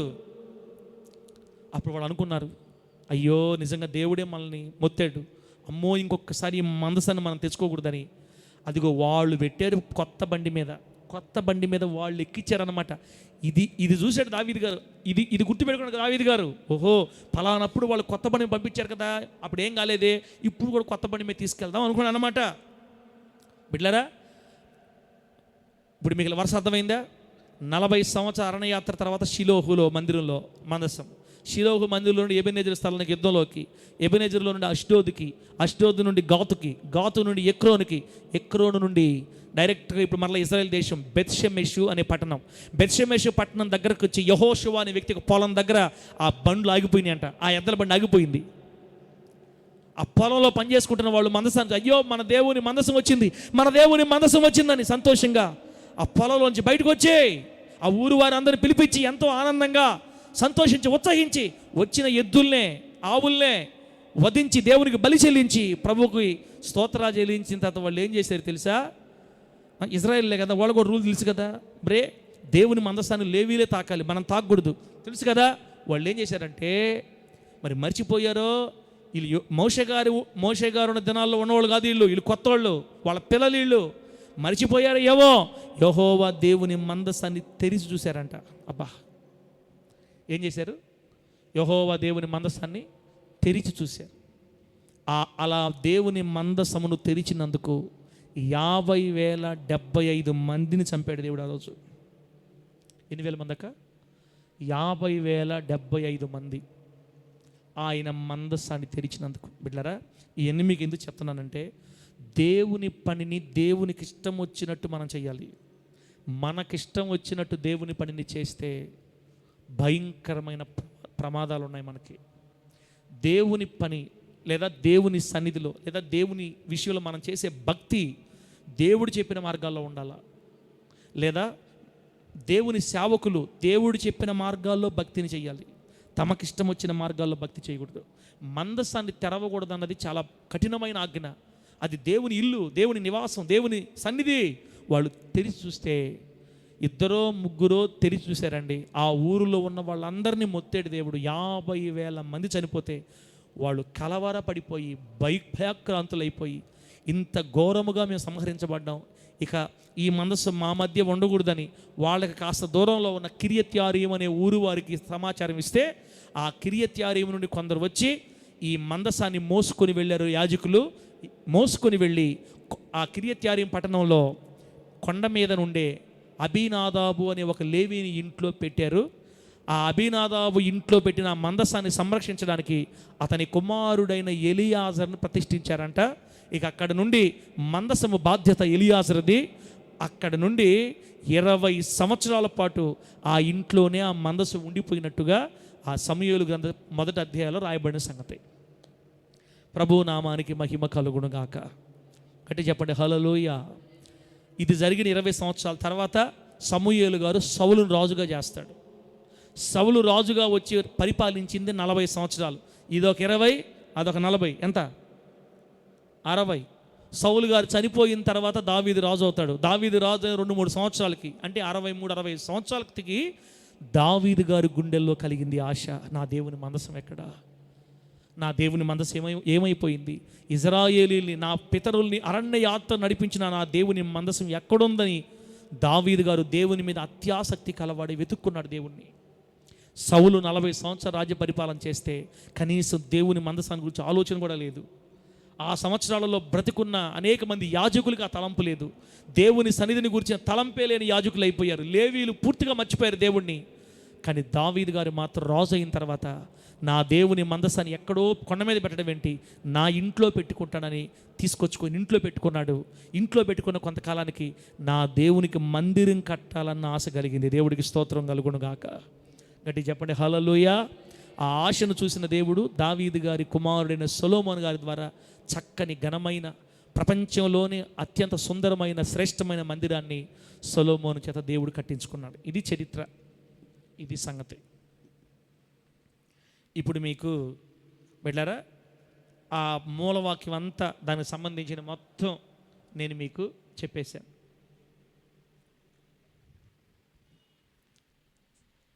దావీదు గారికి దేవుని మీద అంత ప్రేమ, దావీదు గారికి దేవుని మందస్సు అంటే అంత ఇష్టం, దేవుని అంత ఇష్టం.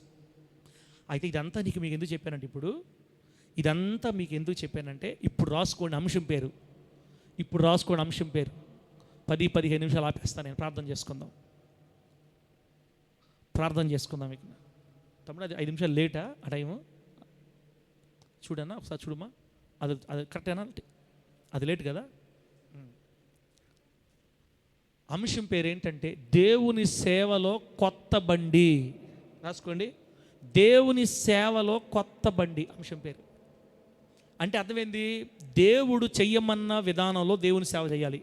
ఏ పాస్టర్ అయినా, ఏ విశ్వాసులైనా భక్తిని దేవుడు చేయమన్న మార్గాల్లో చేయాలా. మన సొంత మార్గాల్లో భక్తి చేయకూడదు, దేవుడు చెప్పని మార్గాల్లో చేయకూడదనా రాయలెక్క. మనం దేవుడు చెప్పని మార్గాల్లో భక్తి చేయకూడదు, దేవుడు చెప్పిన మార్గాల్లోనే చెయ్యాలి.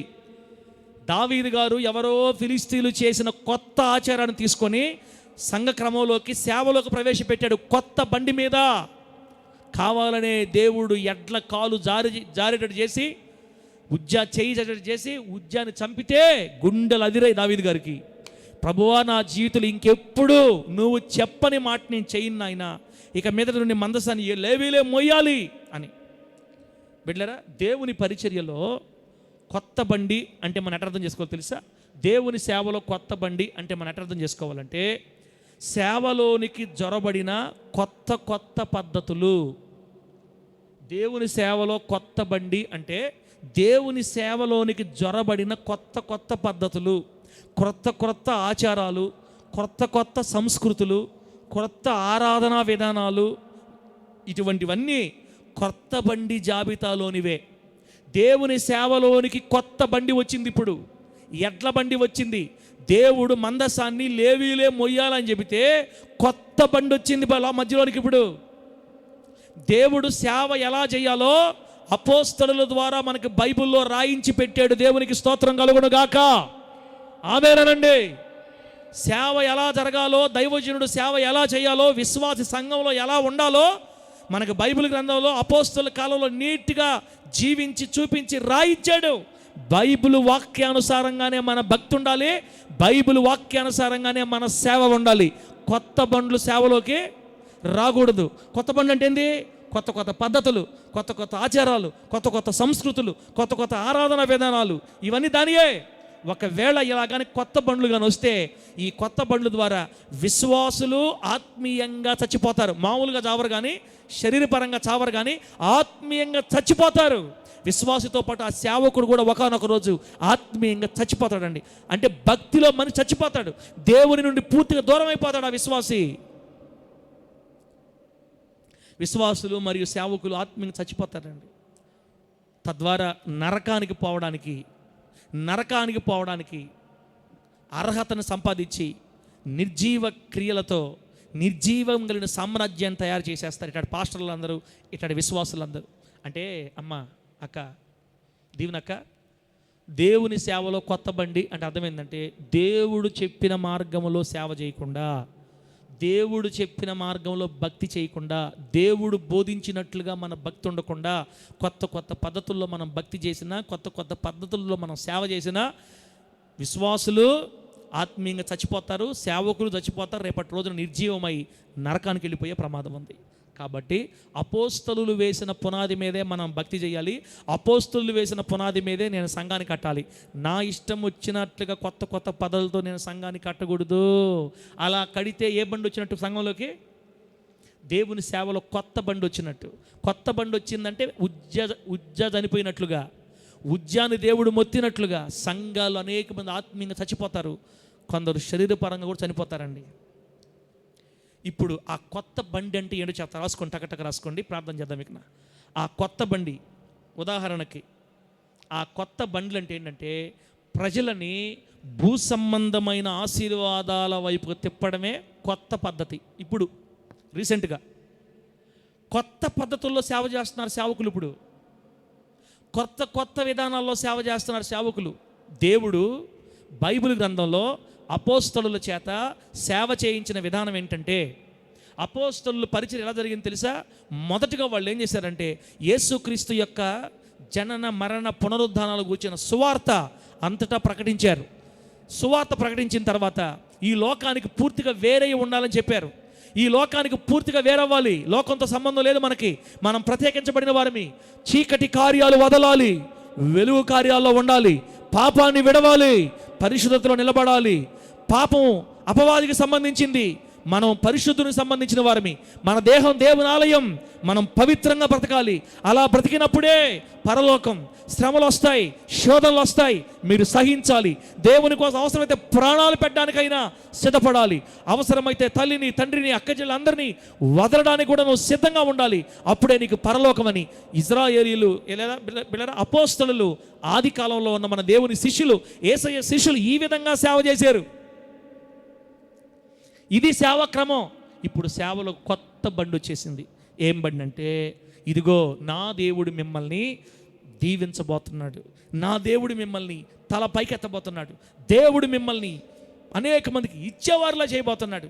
ఇక మీరు తల కిందకి దించరు. ఒకసారి చేత తప్పులే, 2 సార్లు చేత తప్పులే, 3 సార్లు చేత తప్పులే. ఇక ఆ సంఘాల్లో ప్రతి వారం వాక్యం ఎట్టుంటుందంటే ఆశీర్వాదాల వైపుకే తిప్పుతుంటారు మనుషుల్ని.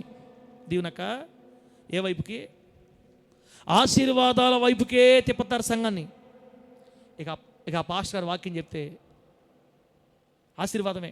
ఇదిగో దేవుడు మిమ్మల్ని ఆస్వాదించబోతున్నాడు, ఇదిగో దేవుడు మీ ముందు నడవబోతున్నాడు, ఇదిగో దేవుడు మీ పక్షాన్ని ఉండబోతున్నాడు, ఇదిగో దేవుడు మీ పక్షం యుద్ధం చేయబోతున్నాడు, ఇదిగో కన్నీళ్ళు విడుస్తున్న వారులారా నేటి నుండి మీ కన్నీళ్ళు తొలగిపోబోతున్నాయి, ఇదిగో ఈ రోజు నుంచి మీ అప్పులు తీరబోతున్నాయి, ఇదిగో దేవుడు మిమ్మల్ని వృద్ధి చేయబోతున్నాడు, ఇదిగో శత్రులు మీ ముందు పారిపోబోతున్నారు. ఇదే పని ప్రతి వారం ఇదే. అంతేగాని ఏ వారం కూడా పాపంలో ఉన్న వారులారా బయటికి రండి, దేవుడు మిమ్మల్ని గద్దిస్తాడు, నులివెచ్చనగా ఉండకూడదు, చల్లగానైనా ఉండాలి లేదా వెచ్చగానైనా ఉండాలి. నులివెచ్చగా ఉంటే దేవుడు ఉమ్మేస్తాడు. ఇది దేవునికి ఇష్టం లేని జీవితం. నువ్వు ప్రభుకి దూరంగా నడుస్తున్నావు, ప్రభు చాలా బాధపడుతున్నాడు, నీకే నష్టం. ఉంటేనే ఉండు. సహోదరుడు మనసు మార్చుకో. పలానా వాళ్ళు ఇటు ఉన్నందుకు ఇటు అయిపోయారు, నీవెట్లా, నీ సంగతి ఏంటి? దేవునితో మాట్లాడుతాడు. ఈ రోజున జీవితం మారాలి. ప్రభు చూస్తున్నాడు, ఆయనకు మరుగైంది ఏదీ లేదు. బడా నమ్మకమైన మంచి దాసుడు అనిపించుకుంటావా? ఛీ, సోమరమైన చెడ్డదా అనిపించుకుంటావా? మనసు మారాలి, జీవితం కట్టుకోవాలా. పాపంలో ఉన్నావు, నేటి నుండి నువ్వు పాపం చేయొద్దు.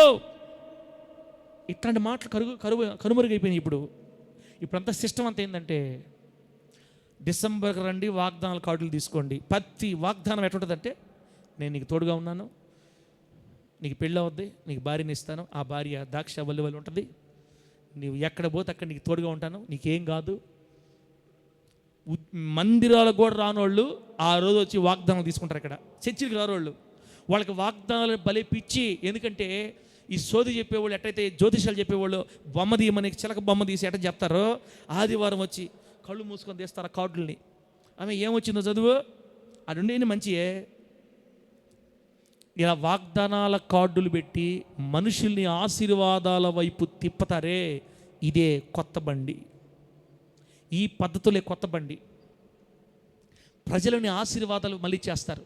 దేవుడు అంటే యేసయ్యా అంటే అన్నీ బాగుంటాయి, అంత బాగలేస్తారు. ఇంక మీకేం కాదు, ఇంక మీరు మీ అడుగు నేతిలో పడిపోయినట్టే. అంటే అన్న, ఇప్పుడు నువ్వు చెప్తుంటే మాకు డౌట్ వస్తుంది. అంటే నువ్వు చెప్పిన అబద్ధాలేనా? ఇంక యేసయ్య నమ్ముకున్నా మనకు కష్టాలు తప్పవా? యేసయ్య నమ్ముకున్నా మనకు బాధలు తప్పవా అని నేను అనడం లేదు. యేసయ్యలో ఉన్న ఆపదలు మాత్రం ఖచ్చితంగా వస్తాయి మన మీదకి. ఆమేనండి. యేసయ్యలో ఉన్న బాప్తిస్మం తీసుకొని మందిరంలోకి వచ్చి దేవుని కోసం నీతిగా రోషంగా మనం బ్రతుకుతున్నప్పుడు ఖచ్చితంగా మన మీదకి కష్టాలు, నష్టాలు, బాధలు, అవమానాలు, అపనిందలు, ఆవేదనలు, అవమానాలు, ఆపదలు వస్తాయి. వస్తే ఆ ఆపదలన్నిటిలో నుండి దేవుడు నీతిమంతుల్ని తప్పిస్తాడు, అందరిని కాదు. ఇది చెప్పాలి వాక్యం. ఎవరిని తప్పిస్తాడు దేవుడు? మందిరంలో ఉండే వాళ్ళందరిని కాదు, చర్చికి వచ్చే వాళ్ళందరిని కాదు, యేసయ్యా స్తోత్రం అనేవాళ్ళని కాదు, నీతిమంతులను మాత్రమే తప్పిస్తాడు దేవుడు. అందరం తప్పించడు. యెహోవా యథార్థవంతులను వర్ధిల్లజేయును, అందరినీ కాదు. చర్చికి వచ్చినంత మాత్రాన, బైబిల్ సంఖ్యలో పెట్టుకుని వచ్చేంత మాత్రాన, బైబిల్ చేతిలో పట్టుకొచ్చేంత మాత్రాన మనం అందరం క్రైస్తువులు కాదన్నా తమ్ముడా చెల్లా అమ్మా. నీతిమంతుల్ని అనేక ఆపదలోంచి దేవుడు తప్పిస్తాడు. ఖచ్చితంగా మనకు బాధలు వస్తాయి అని చెప్పాలి వాక్యం. నా మాట వినండి, దేవుడు నమ్మండి, మీరు ఇక మీదట మీ ముందు ఎవరు నిలబడలేరు అంతే. అంటే చర్చికి వచ్చే వాళ్ళంతా అబ్బా స్తోత్రం, మాకు ఈ దేవుడే కావాలా, అబ్బా స్తోత్రం, ఇదిగో తెరవబడిన గర్భాలు నా యేసు నామములో తెరవబడుతున్నాయి, రేపు వచ్చే సంవత్సరం ఇదే నాటికి నీ పిల్లలు పడతారని మామిడిపూడి జోసఫ్ మనకు చెప్పే సంవత్సరం అయింది ఊరు పుట్ల. ఇంకా మనం కూడా చెప్పాం, పుడతారు పో, వచ్చే సంవత్సరం పుడతారు పో అన్నా నేను. ఏం పుట్టారా? నాకు కూడా అర్థమైపోయింది, నాయన ఎట్ట మాట్లాడకూడదు, నాయన ఎకస్ట్రా మాట్లాడకూడదు, ఈ లేనిపోని చెప్పకూడదు. నేను కూడా చెప్పా జోసఫ్ అన్నకి, వచ్చే సంవత్సరం ఇదే నాటికి జోసఫ్ అన్నా నేను తాకుతాడు దేవుడు, నేను చూస్తాను. నేను చెప్పి 2 సంవత్సరాలు అవుతుంది ఇప్పటికి, ఇంకా పుట్ల. నా సొంత ఆలోచన చెప్పకూడదు, వాక్యం చెప్పాలా. చెంప పగిలితే ఇప్పుడు లైన్లోకి వచ్చాను నేను కూడా జాగ్రత్తగా, ఎక్స్ట్రాలు వద్దు నాయన, దేవుడు చెప్పిన మార్గాల్లో చేయాలి. కొత్త బండ్లు తేకూడదు సిస్టంలోకి, కొత్త బండ్లు తెస్తే ఎక్కడిదక్కడ పోద్ది. గర్భం లేని వాళ్ళారా, ఈరోజు మీకు గర్భం వస్తుంది. ఈ సంవత్సరం దేవుడు మీకు పిల్లలు ఇవ్వబోతున్నాడు, మగ పిల్లవాడు. ఇట్లాంటి మాటలు మీరు విన్నారంటే కొత్త బండి తెచ్చాడు ఈ మనిషి అనుకోవాలా. అవన్నీ బైబిల్లో లేవు, అలా చెప్పమని బైబిల్లో లేదు. ఒకటి, ప్రజలను భూ సంబంధమైన ఆశీర్వాదాల వైపుకి తిప్పడమే కొత్త బండి. రెండోది, విశ్వాసుల్ని అనగా దేవుని ప్రజల్ని స్వస్థతల మీదకి నడిపించడం, ఇదో కొత్త బండి. ఇప్పుడు చాలా సంఘాల్లో చాలామంది దైవజనులు స్వస్థతల మీదే ఆధారపడి సేవ చేస్తున్నారు. మనం ఎవరిని విమర్శించట్లేదు, ఎవరితో మనకు అనవసరం. మీకు చెప్పాలి కాబట్టి నేను చెప్తున్నా. ఇదిగో ఇక్కడ రండి, దేవుడు కుంటివారు నడిపిస్తున్నాడు, గుడ్డివారు చూస్తున్నారు, క్యాన్సర్లు బాగవుతున్నాయి అని మనకి టీవీల్లో ఫోన్లో కనపడతా ఉంటాయి. మీకు డౌట్ అయితే అందరం పోదాం, ఎవరికి రా కళ్ళు వచ్చిందని అడగదాం. నిజంగా కాళ్ళు వచ్చాయా? కుంటివారు నడుస్తున్నారంటే వాడు యాడ్ నడుస్తాడు, అట్ట వంకర నడుస్తుంటాడు. మనకేం ఎడ చూపిస్తారు? నడిచేసాడు అని చూపిస్తారు. పాస్టర్ గారు భలే ఇబ్బందిగా మాట్లాడుతున్నారు మీరు సార్, మాకు నచ్చడంలా. వాళ్ళు మన దైవజనులే, వాళ్ళు మన దేవుని బిడ్డలే, ఏదో చేస్తున్నారు, మీరు ఇంత ఘోరంగా చెప్తున్నారు మీరు అంటే. బిడ్డలారా, కొత్త బండ్లు తేవటం వల్ల అందరికి అవమానం వచ్చేస్తుంది. ఇప్పుడు సేవని దేవుడు చెప్పినట్టు చేయాలి. బైబిల్లో అపోస్తులు ఎక్కడ కూడా బిడ్డలారా 3 వారాలు రండి అప్పుడు నడుస్తారు, మీరు 7 నెలలు రండి అప్పుడు మీకు బాగవుతుంది. ఇప్పుడు ఈ మధ్య ఒక పాస్టర్ మీరు టీవీలు చూస్తుంటే మీకు ఫోన్లో అర్థమవుతుంది. ఒక యాపిల్ పండిస్తున్నాడు చర్చిలో. ఏ పండక? యాపిల్ పండిస్తున్నాడు. హైదరాబాద్లో ఒక పాస్టర్ యాపిల్ పండించి ఇంటికి పోయే లోపల 7 సార్లు కొరికి మీరు తినాలా. ఎన్నిసార్లన్నా? ఇక్కడి నుంచి బయలుదేరి కాడి నుంచి ఇంటికి పోయే లోపల 7 సార్లు కొరకాలి, 7 సార్లుగా పండు అయిపోవాలా. తిరిగి మళ్ళీ సంవత్సరం వచ్చే లోపల మీకు బిడ్డ పుట్టకపోతే బస్తీ మీద సవాల్ అంటున్నాడంట. ఏమన్నా అర్థం ఉందా? యాపిల్ పండు 7 సార్లు కొరకటం ఏంది? బిడ్డ పుట్టడం ఏంది? గర్భం రావటం ఏంది? విశ్వాసుల్ని ఈరోజు దైవజనులు స్వస్థతల మీద తిప్పేస్తున్నారు. అదిగో అక్కడ అంజూరు పాకులు ఇస్తున్నారంట, మామిడి తోట, మామిడాకుల దగ్గర పదం పండి అక్కడ అద్భుతాలు జరుగుతున్నాయంట. మామిడాకులు తిని మేకల కంటే ఘోరంగా తినేసి చెట్లు కూడా ఆకులు లేకుండా అయిపోయినాయి, అన్నీ తీసుకెళ్ళిపోయారు. గుంటూరులో ఒక మందిరం ఉంది, ఇసుక పోసేస్తారంతే, ట్రాక్టర్లు తెచ్చి ఆ ప్రార్థనలకు పోయిన వాళ్ళందరూ కవర్ల మీద కవర్లు ఏందే ఇసుక 20 రూపాయలు, 50 రూపాయలు, 100 రూపాయలు కవర్ అమ్మేస్తారు. ఆ ఇసుక తెచ్చుకొని ఇంట్లో చల్లుకుంటున్నారు మన క్రైస్తవులు. కొత్త బండి. ఏ బండి? కొత్త బండి. నాశనం అయిపోయినట్లుగా కుటుంబాల్లో నాశనం తెచ్చుకుంటాం మనం ఇట్లాంటి ఫాలో అయితే. అంత మాత్రం యేసయ్యని నమ్ముకోవటం ఎందుకు? అక్కడ పోతే అంతరాలు ఇస్తారు కదా, తంత్రాలు ఇస్తారు మనకి, తాయిత్తులు ఇస్తారు. సరిపోయిల్లా ఆడ తాయిత్తులు ఏడెస్క, ఆడ తాయిత్తులు రా బయటిరా దీవునక్క ఎన్నింటి నేను బయటిరా. అక్కడ తాయిత్తులు ఇస్తారు, ఇక్కడ ఇసుక. అక్కడ తాయిత్తులు ఇస్తారు, ఇక్కడ అంజూరపు పండు. అక్కడ తాయిత్తులు ఇస్తారు, ఇక్కడ యాపిల్ కాయి. అక్కడ తాయిత్తులు ఇస్తారు, ఇక్కడ కొబ్బరి నూనె డబ్బా కూడా ఉంది. ఇప్పుడు చెప్తాను మీకు దాని గురించి. కొబ్బరి నూనె డబ్బా మీద తీసుకొచ్చి ప్రార్థన చేయండి అంటే వస్తారు. వీళ్ళు ఏసై నమ్మరు. దేని నమ్ముతారక్క? కొబ్బరి నూనె డబ్బా నమ్ముతారు వీళ్ళు. నూనె డబ్బా ప్రార్థన చేయి. ఇప్పుడు మా దీవునికి తీసుకొచ్చింది దాన్ని. ఏంటంటే నాకు వేస్తున్నట్టు నాయన వేస్తా ఉండు, ఇంకా దాకా రాలా. ఇసుక బిడ్డలారా, స్వస్థతల మీదకి మనుషుల్ని మార్చేస్తున్నారు సేవకులు. ఇది దేవుడు చెప్పిన సేవ కాదు. మీకు విషయం తెలుసా? యేసుక్రీస్తు వారు చేసిన అద్భుతాలు, ఆయన తర్వాత ఆయన శిష్యులు చేసిన అద్భుతాలు ఇంతవరకు ఎవరూ చేయలేదు. అంత ఘనమైన అద్భుతాలు చేసిన యేసయ్య మనం బైబిల్ చదివితే ఇక్కడ చేసిన అద్భుతాన్ని గురించి ఇంకో దగ్గర చెప్పినట్టు బైబిల్ చరిత్రలో లేదు. నేను గలిలయలో కానా నీటిని ద్రాక్షరసంగా మార్చా. శిష్యులారా మీరు చెప్పండి, ఎటువంటి నీళ్ళు మీరు చెప్పండి. ఫోటోలు తీలా, వీడియో తీలా, అరే అది కదా చూపించాల్సింది. మనము నీళ్లు తాగండి తీగా ఉన్నాయి కదా, చెప్పండి మీరు అని యేసయ్య ఎక్కడ కూడా తాను చేసిన అద్భుత కార్యాలు డబ్బా కొట్టుకోవాలా. గెరాసేనుల దేశంలో దయ్యముల నుంచి బాగుపడినటువంటి ఆ యవనస్తుడితో యేసుప్రభు చెప్తున్నారు, ఇదిగో నీ వెళ్ళి నీ రక్త సంబంధికులకి నీకు జరిగిన మేలు ప్రకటించు. రక్తస్రావపు రోగి స్త్రీతో ప్రభు చెప్తున్నాడు, నీకు జరిగిన అద్భుత కార్యాన్ని ఇంకెక్కడా చెప్పద్దు. బిడ్డలారా, 10 మంది కుష్ఠరోగులతో యేసయ్య చెప్తున్నాడు, ఈ శుద్ధి కలిగిన సంగతిని మీరు ఎక్కడ చెప్పొద్దు.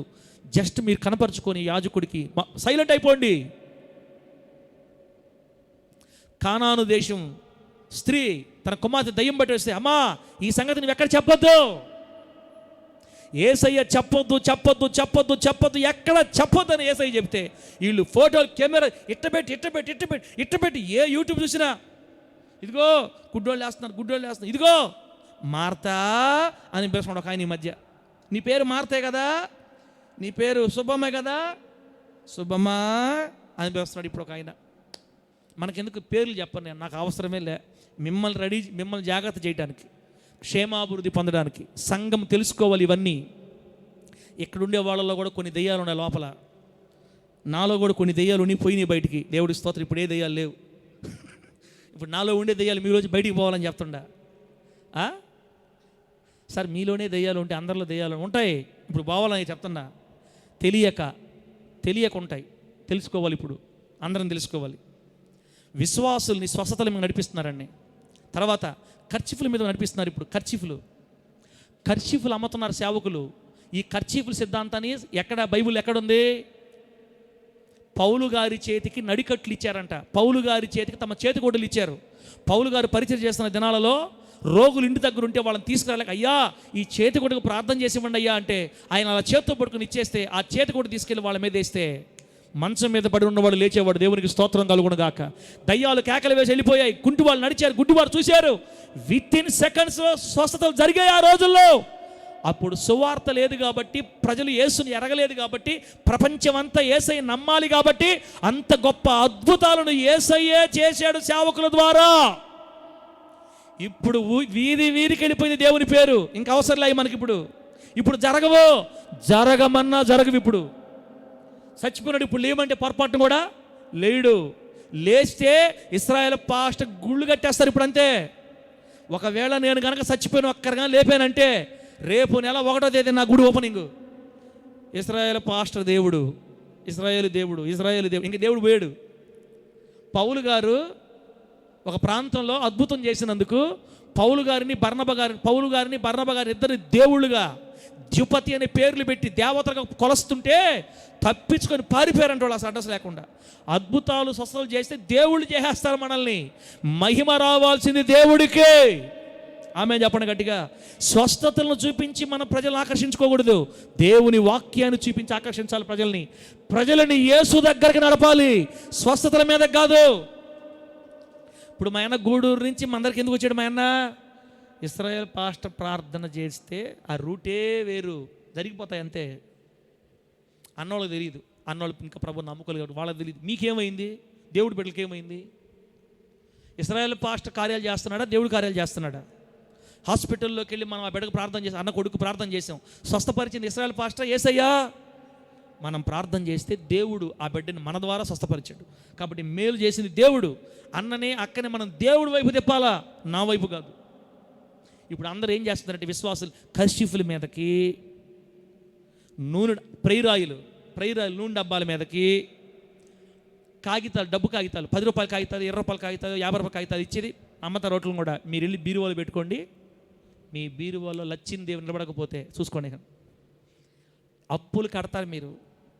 ఒక్క కాగితం తీసుకోబండి, 10 రూపాయల కాగితం వచ్చి 100 రూపాయలు, 100 రూపాయలు కట్టి 10 రూపాయలు తీసుకెళ్ళాలా.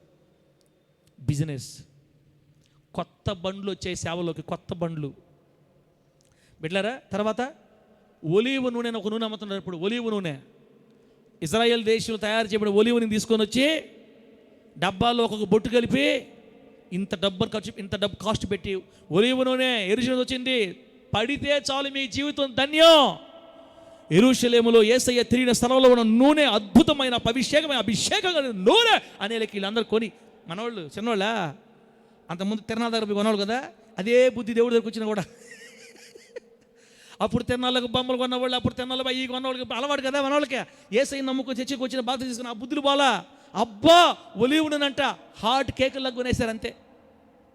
తర్వాత యెరూషలేము మట్టి మీకోసం తీసుకొని వచ్చాం, కొనండి. ఏ మట్టి?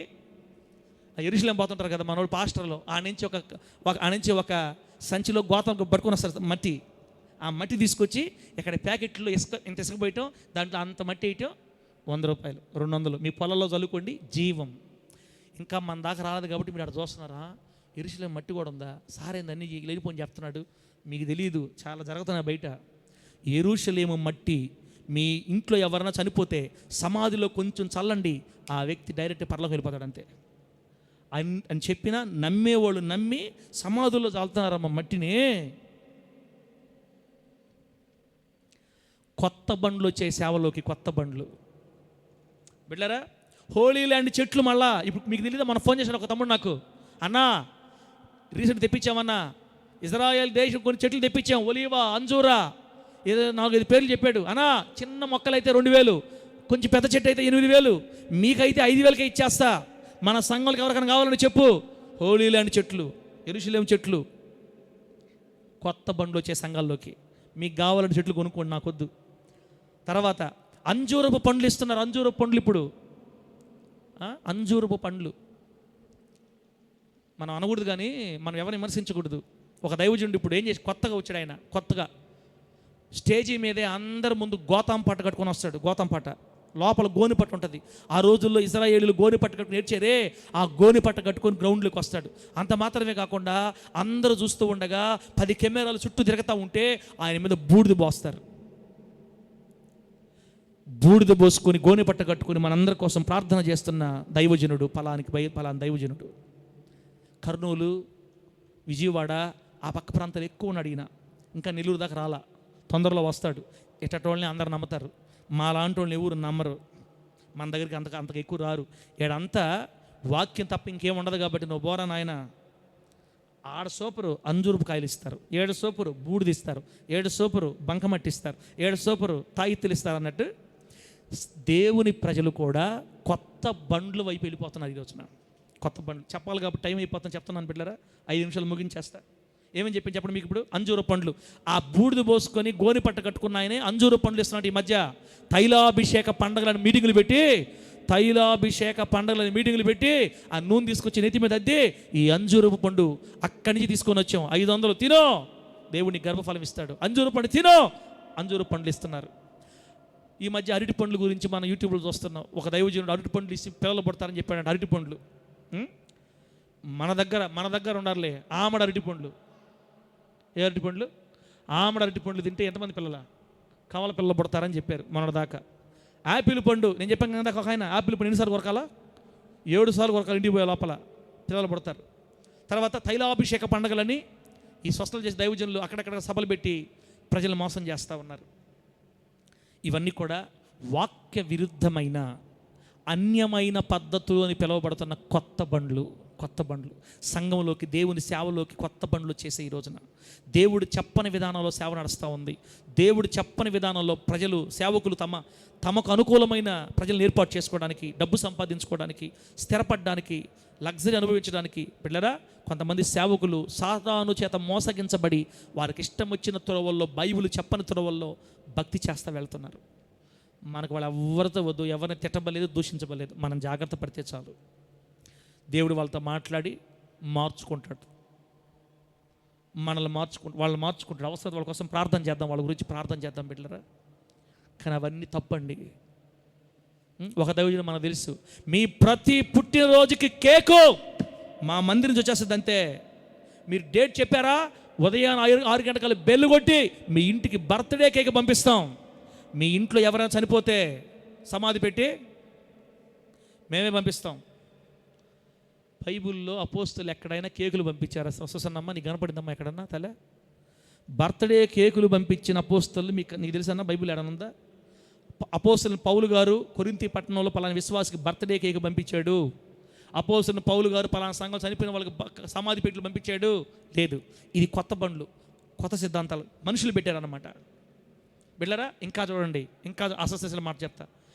కొత్త బండ్లు ఇంకా ఎట్లా చేయంటే, దేవునికి తలనీలాలు ఇవ్వడం క్రైస్తవ్యంలో కూడా వచ్చేసింది. ఇప్పుడు దేవునికి తలనీలాలు ఇవ్వడం అంటే గుండ్లు చేసుకోవటం ఎక్కడికొచ్చేసింది. ఇప్పుడు మన దేవుళ్ళలో కూడా వచ్చేసింది.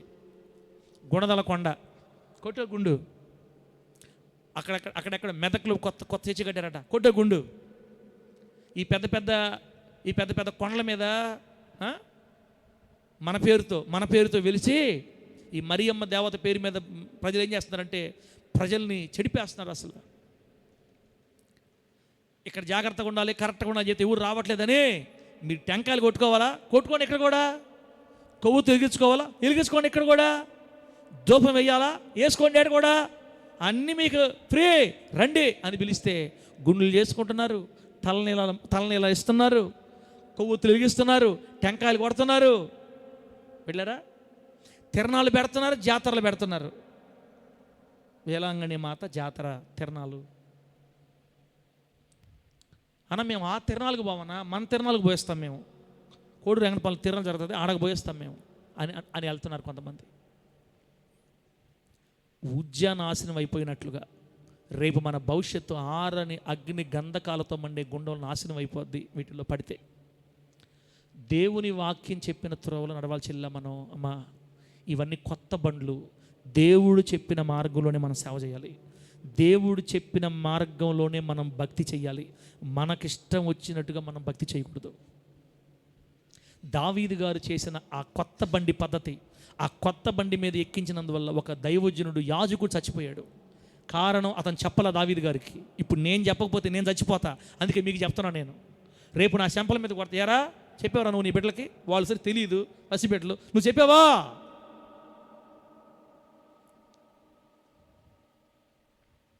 అందుకే చెప్తున్నా మీకు నేను. మీరు ఇంటి వినండి బిడ్డలారా. ఇప్పుడు యేసయ్య మాల, మరియమ్మ మాల, ఏదో మాల వచ్చింది ఇప్పుడు, తెల్లగుడ్ల మాల. ఇప్పుడు తెల్ల మరియమ్మ మాలో యేసయ్య మాలో తెలియదు, ఏదో ఒక మాల. తెల్ల చొక్కా, తెల్ల ప్యాంటు, తెల్ల పంచ, తెల్ల చొక్కా, తెల్ల పంచ, అలా దండ ఒకటి. ఎవరు చేస్తుంది అంతా? బైబిల్ ఎన్ని చెప్పారా? ఎందుకు కొత్త బండ్లు వస్తూ ఉన్నాయి? ఆ మాలలు వేసుకున్నప్పుడు చెప్పులు వేసుకోరంట, చెప్పులు లేకుండా నడుస్తారంట 40 రోజుల. లెంట్ డేస్ అని కొంతమంది 40 రోజులు ఉపవాసాలు చేస్తుంటారు మనలో కూడా.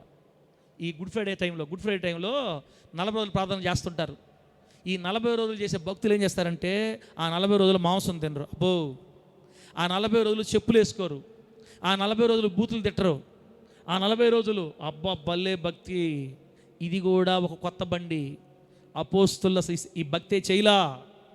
అపోస్తలులైన మన దేవుని శిష్యులు ప్రతిరోజు భక్తి చేశారు. 40 రోజులు చెప్పులు వేసుకోకపోవటం, 40 రోజులు మాంసం తినకపోవటం, ఇదంతా అక్కడి నుంచి కాపీ. మనకెందుకు అదంతా? తల్లే 40 రోజులైనా మన ఉపవాసం రాల్సింది.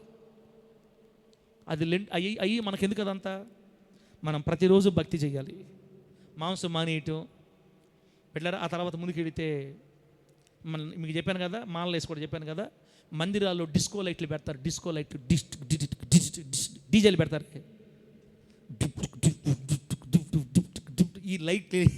ఈ లైట్లు చర్చిల్లో పెట్టి యవనస్తులు అట్రాక్ట్ చేసి అబ్బా ఆడకపోతే. నేను కూడా ఒక సంవత్సరం మీకు డీజేలు పెట్టి ఎగిరిచ్చా. ఒక సంవత్సరం గుర్తుందో లేదు.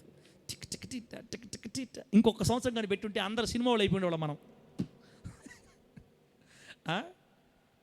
లాస్ట్కి ప్రకాష్ కూడా లాగా డ్యాన్స్ చేయిస్తాం. లాస్ట్కి వద్దు వద్దు వద్దు అంటున్నాడు బండి మీద.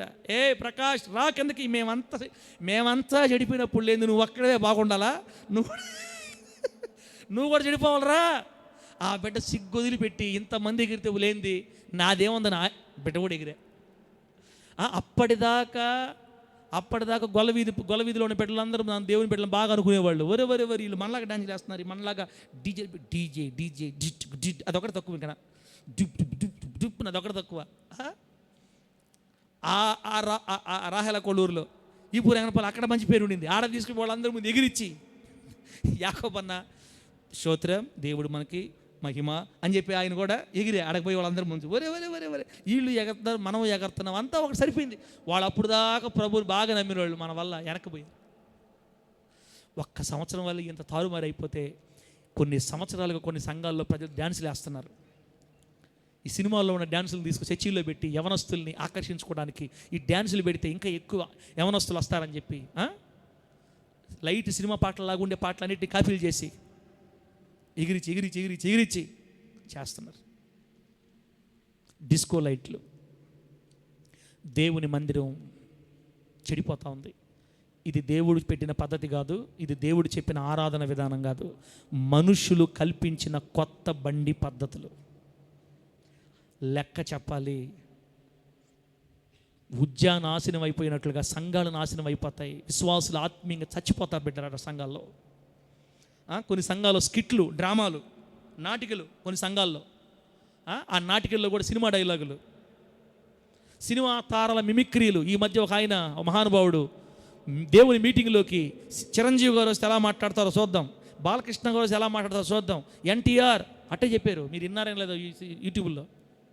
సినిమా తారల మిమిక్రీలు కూడా దేవుని ఆరాధనలోకి వచ్చేసాయి. అంటే కొత్త బండి, ఏ బండి అన్నా, కొత్త బండి పద్ధతులు చేసినాయి.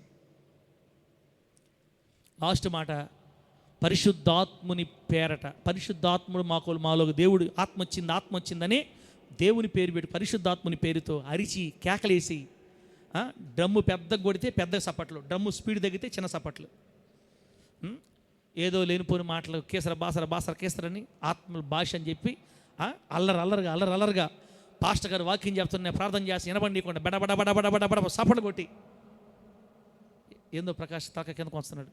ఏం సార్ ఇది కూడా నువ్వు చెప్పేస్తున్నావేంది? చెప్పాలమ్మా, అది కూడా ఒక కొత్త బండి. ఆత్మదేవుడు మనల్ని ఎప్పుడు డిస్టర్బెన్స్ చేయడు, ఆరాధనకు డిస్టర్బెన్స్ చేయడు. ఆయన పేరే పరిశుద్ధుడు. పరిశుద్ధాత్మ దేవుడు మనలోనికి వస్తే మన జీవిత చరిత్ర మారిపోదు అసలు పూర్తిగా.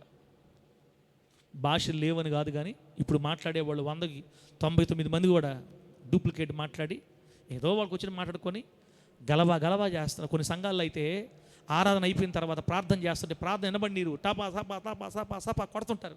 మన సంఘాల్లో కొడుతుంటే జుట్టుపట్టు లాగా అనిపిస్తుంది. నాకు కూర్చో కింద ఆపో సపడ్లా అందం అనిపిస్తుంది, కానీ నేను అనలేను.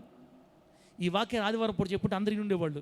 ఈరోజు చెప్తివి అన్నా, నువ్వు సంతోషించు, చప్పలు కొట్టు, కేకలేయి, సంతోషమే. పాట అయిపోయినట్టు ఆగిపోవాలా. పరిశుద్ధాత్మ దేవుడైతే మనం సైలెంటే ఆయన మాట్లాడిద్దాం. అంత లేదు కాబట్టి మనం ఉజ్జీవంగా ఆరాధించి కేకలు వేసి స్తుతించాలి ప్రభువుని. అల్లరి చేయకూడదు. పరిశుద్ధాత్మ దేవుని పేరట యాక్టింగ్ చేసి నటించి మనం అనుజుల మీద అవమానం కాకూడదు. లేనిపోని మాటల పలికి వాళ్ళందరూ నవ్వుకుంటా ఉంటే దేవునికి అంత అవమానం. డ్రమ్ ఆగిందే ఆగిపోదాం అంతే. డ్రమ్ము కోసం కొడుతున్నాం కాబట్టి ఆగిపోదాం అందరమే. నిజం మాట్లాడుకోవాలా నిజం మాట్లాడుకోవాలి. మనం డ్రమ్ముతో సప్పలు కొడుతున్నాం కాబట్టి డ్రమ్ముతో ఆగిపోయాలా.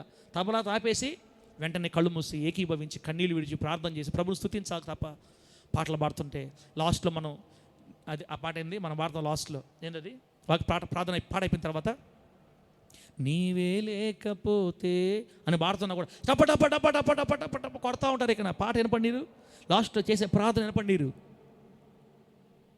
ఈ దెబ్బతో ఇంకెవరు కొట్టరు అనుకుంటున్నాను నేను. ఇది మీరందరికి పాస్ చేయాలి. ఈ వాక్యం వింటారులే, ఖచ్చితంగా వింటారులే. నేను అలా అటువంటి వాళ్ళు ఎగతాలు చేయటం కాదు, వద్దది, అది యాక్షను. పరిశుద్ధాత్మ దేవుడు ఇస్తే విధి విధానాలు వేరుగా ఉంటాయి. ఆయన ఆరాధనకి అందం తెస్తాడు కానీ అల్లరి తీసుకురాడు. అందరు చేసేది అల్లరని చెప్పను కానీ చాలా వరకు అల్లరి జరుగుతుంది. పాట పాడేటప్పుడు హృదయపూర్వకంగా చప్పట్లు కొట్టి ప్రభుని స్తుతిద్దాం, కేకలేద్దాం. అయిపోయిన తర్వాత ప్రార్థన చేస్తున్నప్పుడు మౌనంగా ప్రార్థనలు ఏకీభవిద్దాం. అల్లరి చేస్తున్నారు చాలామంది. ఇవన్నీ కూడా కొత్త బండ్లు. దేవుని బిడ్డలారా, ఈ వాక్యం చెప్పాలని నేను పొడిగించాను. చిన్న ప్రార్థన చేసి ఆపేస్తాను, ఇప్పుడు ముగించేసుకుందాం. ఈరోజు ప్రభు అయిన యేసే మనందరితో మాట్లాడుతున్నాడు. సంఘ క్షేమాభివృద్ధి కూడికలో దావీదు గారు తెచ్చినటువంటి ఆ కొత్త బండి పద్ధతి ఉజ్జాని చంపేసింది. ఉజ్జా నాశనం అయిపోయాడు. ఈరోజు దేవుని పరిచర్లో కూడా అనేక కొత్త బండ్లు వచ్చాయి, కొత్త పద్ధతులు వచ్చాయి. మీకు ఎక్కడైనా ఇవి కనబడితే గుర్తుపట్టండి. అయ్యో, ఇది ముందుగానే దేవుడు మనకు తెలియచేశాడు, దీనికి మనం దూరంగా ఉండాలి. మనం వాక్యానుసారంగా బ్రతకాలి. వాక్యం ఏం చెప్పిందో అది చెయ్యాలి. ఆది అపోస్తలులు వేసిన పునాది మీద మనం నడవాలి ఇట్లారా అని వాక్యాన్ని పట్టుకొని మనం సాగి వెళదాం. ఆ మధ్యకాలంలో నేను కూడా స్వస్థల వైపు తిరిగి మీ అందరికి స్వస్థలు చేద్దామని నేను వాళ్ళని వాళ్ళని చూసి కాదులే, నేను అడిగే దేవుడి దగ్గర, ప్రభువా సంఘం అభివృద్ధి అవ్వాలంటే, ఒక్క నిమిషం తల్లే, సంఘం అభివృద్ధి అవ్వాలంటే స్వస్థలు జరగాలి కదా. మేము టైం ఇవ్వట్లేదు స్వస్థలకి. టైం ఇవ్వకపోతే ఎక్కడ జరుగుతాయి? కాబట్టి మేము టైం ఇస్తాం. ఇక నుంచి అనేక ఆత్మ రక్షించబడాలి ప్రభు, ఏదో ఒక విధంగా ఆకర్షించబడాలి ప్రభు అని నేను ఒక కొత్త బండి తెచ్చి స్టార్ట్ చేద్దాం అనుకొని చూస్తే ఒక 3 వారాలు ఓయమ్మో ఇంకో రకంగా మారుతుంది. అది మనం యాక్షన్ చేయాల్సి వస్తుంది. మనకు అవసరంలే ఈ కొత్త పద్ధతులతో రాజీపడి ఉన్న సేవను బాగొట్టుకొని. అవసరం లేదు ప్రభువా, నువ్వు నిజంగా చేస్తావు అనుకున్నా ఇప్పుడు జరిగేటట్టు లేవు ఇవన్నీ సొంత పద్ధతులా? ఇది కావాలని చేస్తారా?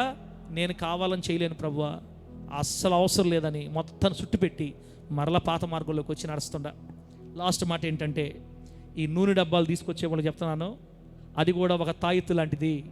బిడ్డలారా, యేసునందు విశ్వాసం ఉంచాలి కానీ నూనె డబ్బాల మీద కాదు. నూనె డబ్బా గురించి బైబిల్లో ఒక మాట ఉంది. సంఘ పెద్దలు పిలిపించి ప్రార్థన చేసేటప్పుడు నూనె రాసి ప్రార్థన చేయమని బైబిల్లో ఒక్క మాటే ఉంది. ఆ ఒక్క మాటను పట్టుకొని నూనె డబ్బాలు అమ్మేసుకుంటున్నారు అంతా. చాలా కాలం క్రితం నుంచి మీకు చెప్తాం అనుకున్నా కానీ చెప్పలేకపోయాను. ఇప్పుడు చెప్తున్నా, నూనె రాసి ప్రార్థించారన్న మాటకు అర్థం ఏంటంటే, ఆ రోజుల్లో ఒలీవ నూనె వ్యాధులకు ఔషధంగా రాసేవాళ్ళు అన్నమాట. వ్యాధులకి ఔషధంగా రాసేవాళ్ళు. మనకు అర్థం చెప్పాలంటే ట్యాబ్లెట్ వేసి ప్రార్థన చేశారని అర్థం అనమాట. ట్యాబ్లెట్ వేసి ప్రార్థన చేశారు, ఔషధం మందు వేసి ప్రార్థన చేశారు లెక్క. అంతేగాని ఈ నూనె మన నూనె కాదు అది. అయినా కొందరు పెద్దవాళ్ళు, మన సేవకులు ముందు నుంచి పెట్టిన ఆచారాన్ని కాదనకుండా పానీలే అనుకుంటూ ఉంటే డబ్బాలు పెరిగిపోతూ ఉండే మన సంఘంలో. యేసునామాల ఆ డబ్బాల సంస్కృతి ఆగిపోవును గాక. అట్లాగని తెచ్చిన వాళ్ళు నేనేమన్నా, మీకు దేవుడు మాట్లాడినప్పుడు మానండి. పాస్టం ప్రార్థన చేసేటప్పుడు దాకా మీకు ఆ డబ్బాలకి. బిడ్డలారా, డబ్బాల్లో శక్తి లేదు, నూనెలో శక్తి లేదు, యేసులో శక్తి ఉంది. మన దేవుడు అద్భుతాలు చేసేవాడు. ఆయన పాదాలు పట్టుకొని నీ పాపం విడిచిపెట్టి యేసయ్యని నిజదేవునిగా అంగీకరించి ఆయనే నీ దేవుడని నీ మనస్సుని ఆయనకు అప్పగించి ఆయన నీ గుండెల్లో చేర్చుకుంటే నీ కన్నీళ్లు తుడుస్తాడు, నీ రోగాలు పోగొడతాడు, నీకు సమాధానం ఇస్తాడు, క్షేమాన్ని ఇస్తాడు. ఆపదలు వచ్చినా రోగాలు వచ్చినా తప్పించి కాపాడుకుంటాడు. చనిపోయిన తర్వాత పరలోకం తీసుకెళ్తాడు. ఆయనే మన దేవుడు. ఆయన చెప్పినట్లుగానే మనం భక్తిని చేయుదుము గాక. ఈ కొత్త బండ్లన్నిటినీ విసర్జించి దేవుని కొరకు బైబిల్ చెప్పిన మార్గాల్లో నడిచి ప్రభువును సంతోష పెట్టుదుము గాక. కళ్ళు మూసుకోండి, ప్రార్థన చేసుకుందాం ఇట్లా.